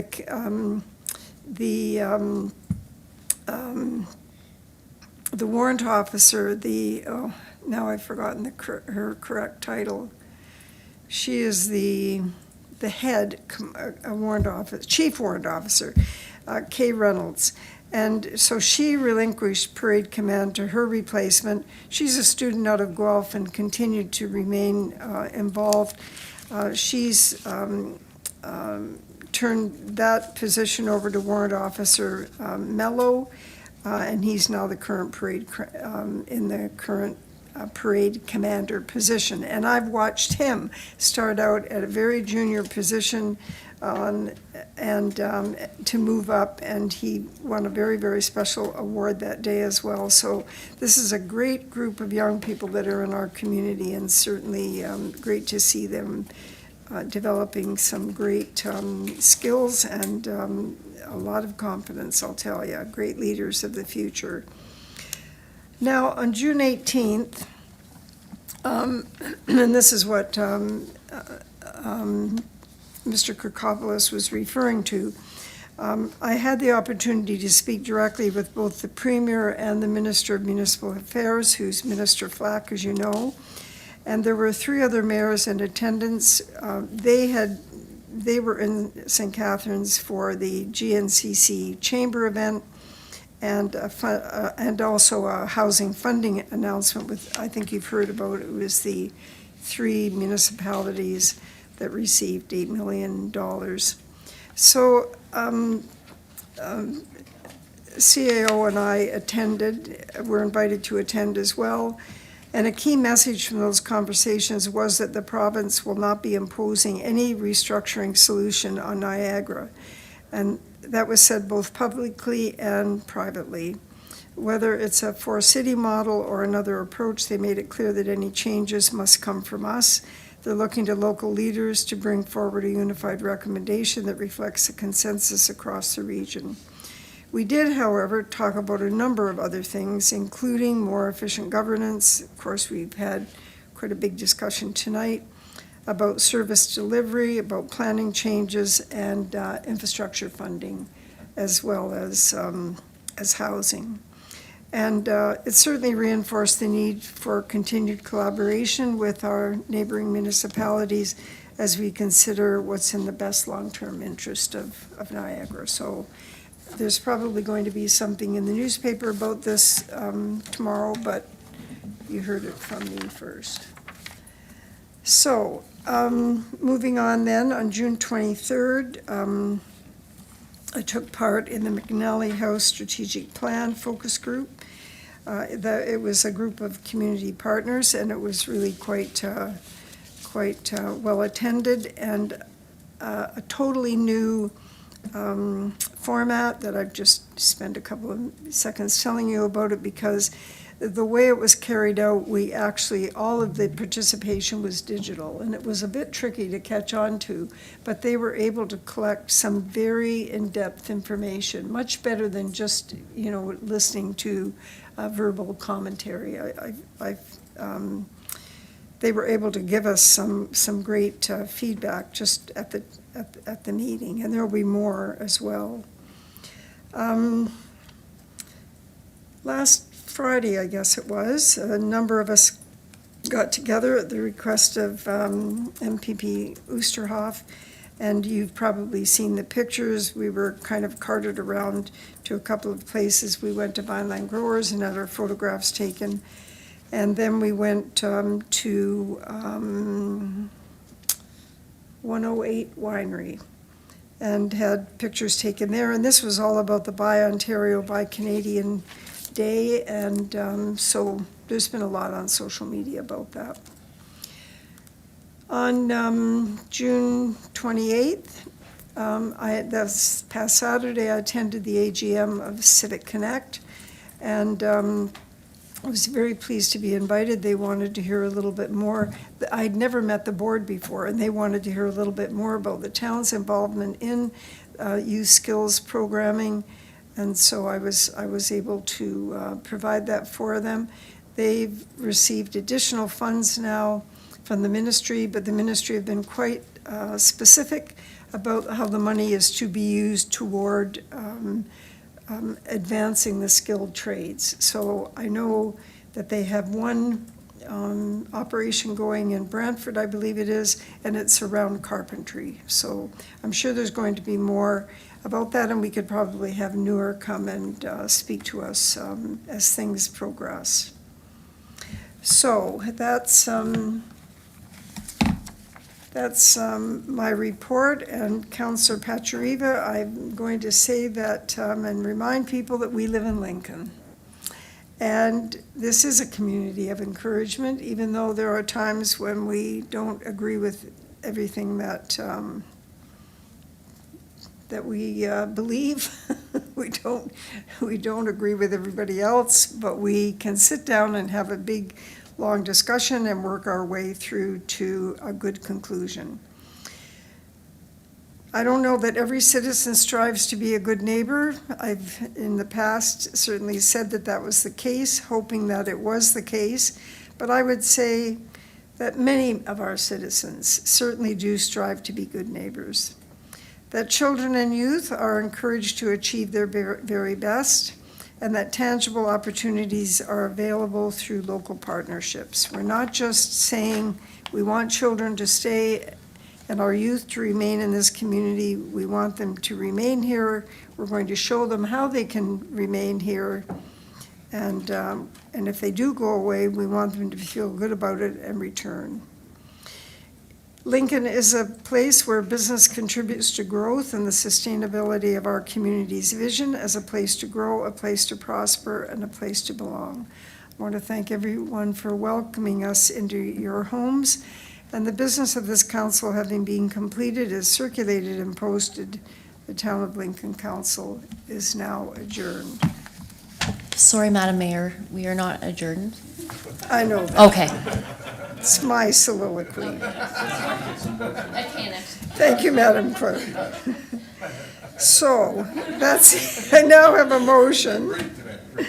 I now have a motion by Councillor Pachariva and seconded by Councillor Mikulik that council receive and file for information the following mayor's report. And the Madam Clerk is going to open the vote. Thank you, Madam Mayor. That's now open for voting. I think I did that once before and you. And I'll close that, and that carries. Thank you. Okay, that motion is carried. Item number 16 is a motion to consider confidential matters, and we have none this evening. 17 is the motion to approve bylaws, and we have 2 bylaws for consideration today. Do members have any questions to the bylaws?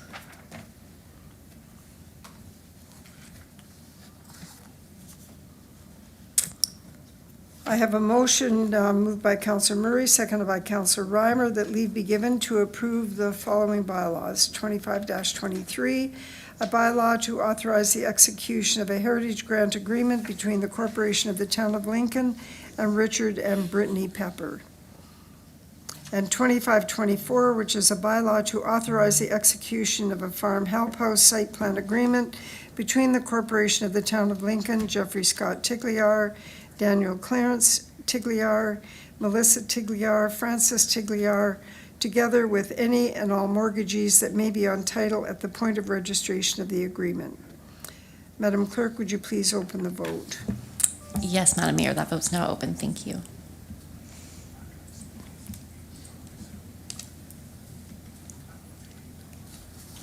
And I'll close that vote, and that motion carries. Thank you. All right, the motion is carried, and item 18 is the motion to confirm the proceedings of the council meeting. We will now confirm the proceedings of the council meeting. I have a motion moved by Councillor Renchima, seconded by Councillor Brunet, that leave be given to introduce bylaw number 2025-25, being a bylaw to confirm the proceedings of council at its meeting held Monday, June 30th, 2025, being read a first, second, and third time, and that bylaw number 2025-25 be enacted and passed, and that the mayor and clerk sign and seal the said bylaw. Madam Clerk, would you please open the vote?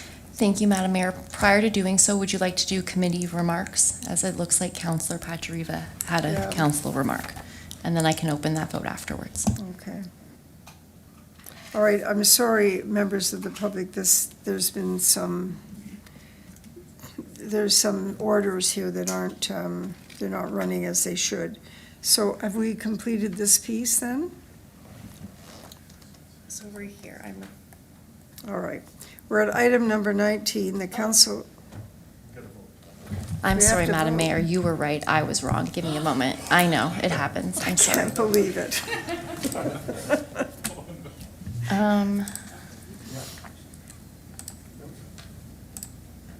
That is open for voting. Thank you.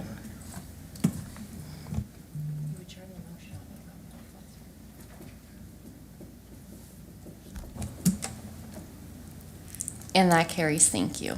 Thank you very much. The motion is carried. All right. Number 19 is council remarks. Does anybody have any comments? And yes, they do. So let me just go to Councillor Pachariva. Yeah, thanks, Your Worship, and I should have done this earlier in the evening, probably when more citizens were watching, but just want to remind everyone, tomorrow is Canada Day, and we have our annual event at Charles Daly Park.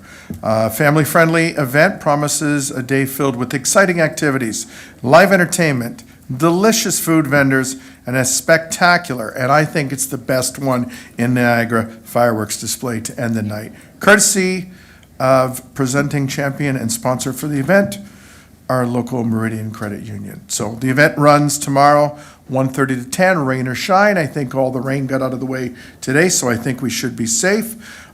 Shuttle service running here from the town hall between 1 and 11.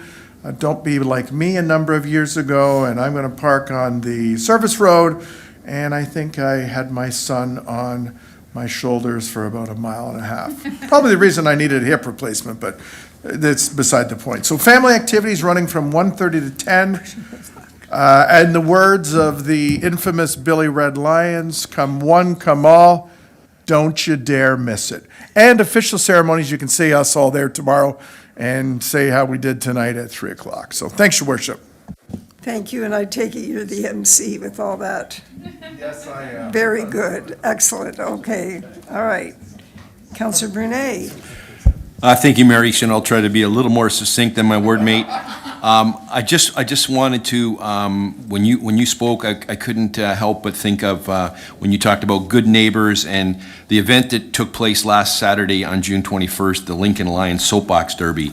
It was a great community event, a partnership that starts with Great Lakes Community College opening up their venue. It couldn't be possible without their roadway and their property and the use of their facilities. And then the Christian Reformed Church that allows everyone involved to park at their parking lot at 4845 King Street. It's a great event. The volunteers, all the community partners that are involved there. It started in 2017 with the inaugural. They missed a few during COVID. But hats off to Gord Geary and Ken Southward and all the Lincoln Lions and all the sponsors that make that event. It was a great community event, and I know you were there, and Councillor Reimer and Councillor Timmers and myself, and it was just a great event to be around and see all those parents and grandparents and all those young boys and girls, riding those soapbox derbies down the road. So it was a great event. I just hats off to the Lincoln Lions. Well, Councillor Brunet, thank you so much. There were so many things going on, and shame on you, Councillor Patcherever, for not talking about the slow roll, and so I'm going to give you a chance to do that. So I could not split myself in two, so I went to the slow roll, and I sent Councillor Brunet down to the Derby, since, as I said earlier, he's, sitting in a chair is his speed right now. I'm so sorry. But it was great because everybody got where they needed to be. And it was an absolutely excellent event. And thank you so much for representing council. But now we want to hear about the slow roll because there's a missed opportunity here. So I'm going to give you a chance to talk to people about this is something important they need to pay attention to. Thank you, Your Worship, yes. And not only the slow roll, but the bike rodeos we had. So our Age-Friendly and Active Communities Committee held its second annual slow roll on the 21st. And we had a whole bunch of things happening that day, but it was a great ride with committee and family, and residents joined us on the route. We explored a safe alternative to navigate through the town. A lot of it on our multi-use trails, and all with connections to our parks. And it was a fantastic event. We've got video. I recommend, I'll set one of these up again and invite council to come, because it's like the ride that we had when we went to Vineland Estates and did the ride on the e-bikes. One of our committee members, Tom Clark, always talks about how Highway 8 gets swept in the spring. And then when you ride throughout the year and the rain comes and gravity forces stones and rocks into that bike lane, and it never gets done again. And, sure enough, when we were riding up from Fly Road or from Victoria along Fly, and you're riding in that bike lane and it's all cracked and weathered and potholed, and you're weaving with your bike to avoid this, you got to go, hey, you know what? Maybe the aprons, like we used to do here at the town, need to be refurbished more periodically than what we do. Rather than waiting for total road reconstruction, if we're going to be a cycling mecca, a connectivity for our wineries, our businesses, we need to be diligent on this. So, slow roll, great event. We had 3 bike rodeos that day too. There was some toing and froing with the DSBN about EQAO testing and So we decided to have the bike rodeo the same day. So committee was spread thin, staff was spread thin, council was spread thin, but they were a tremendous event. We've got 50% of our schools hit. We're going to keep building on this. And yeah, it was a great day. And we've got the video to back it up. So we're going to be posting that and encouraging more.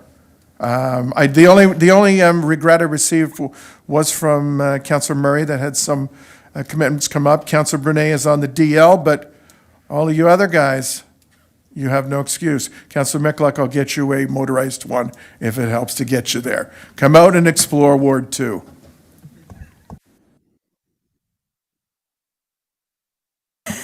That was a fine report. Thank you very much for that. Anyway, yeah, it was a lot of good things happening. And, but by the way, Council, you know, every night is budget night, right? Yes. And you're laying it on pretty thick already, so you might want to keep that in mind. That was for the benefit of the CAO.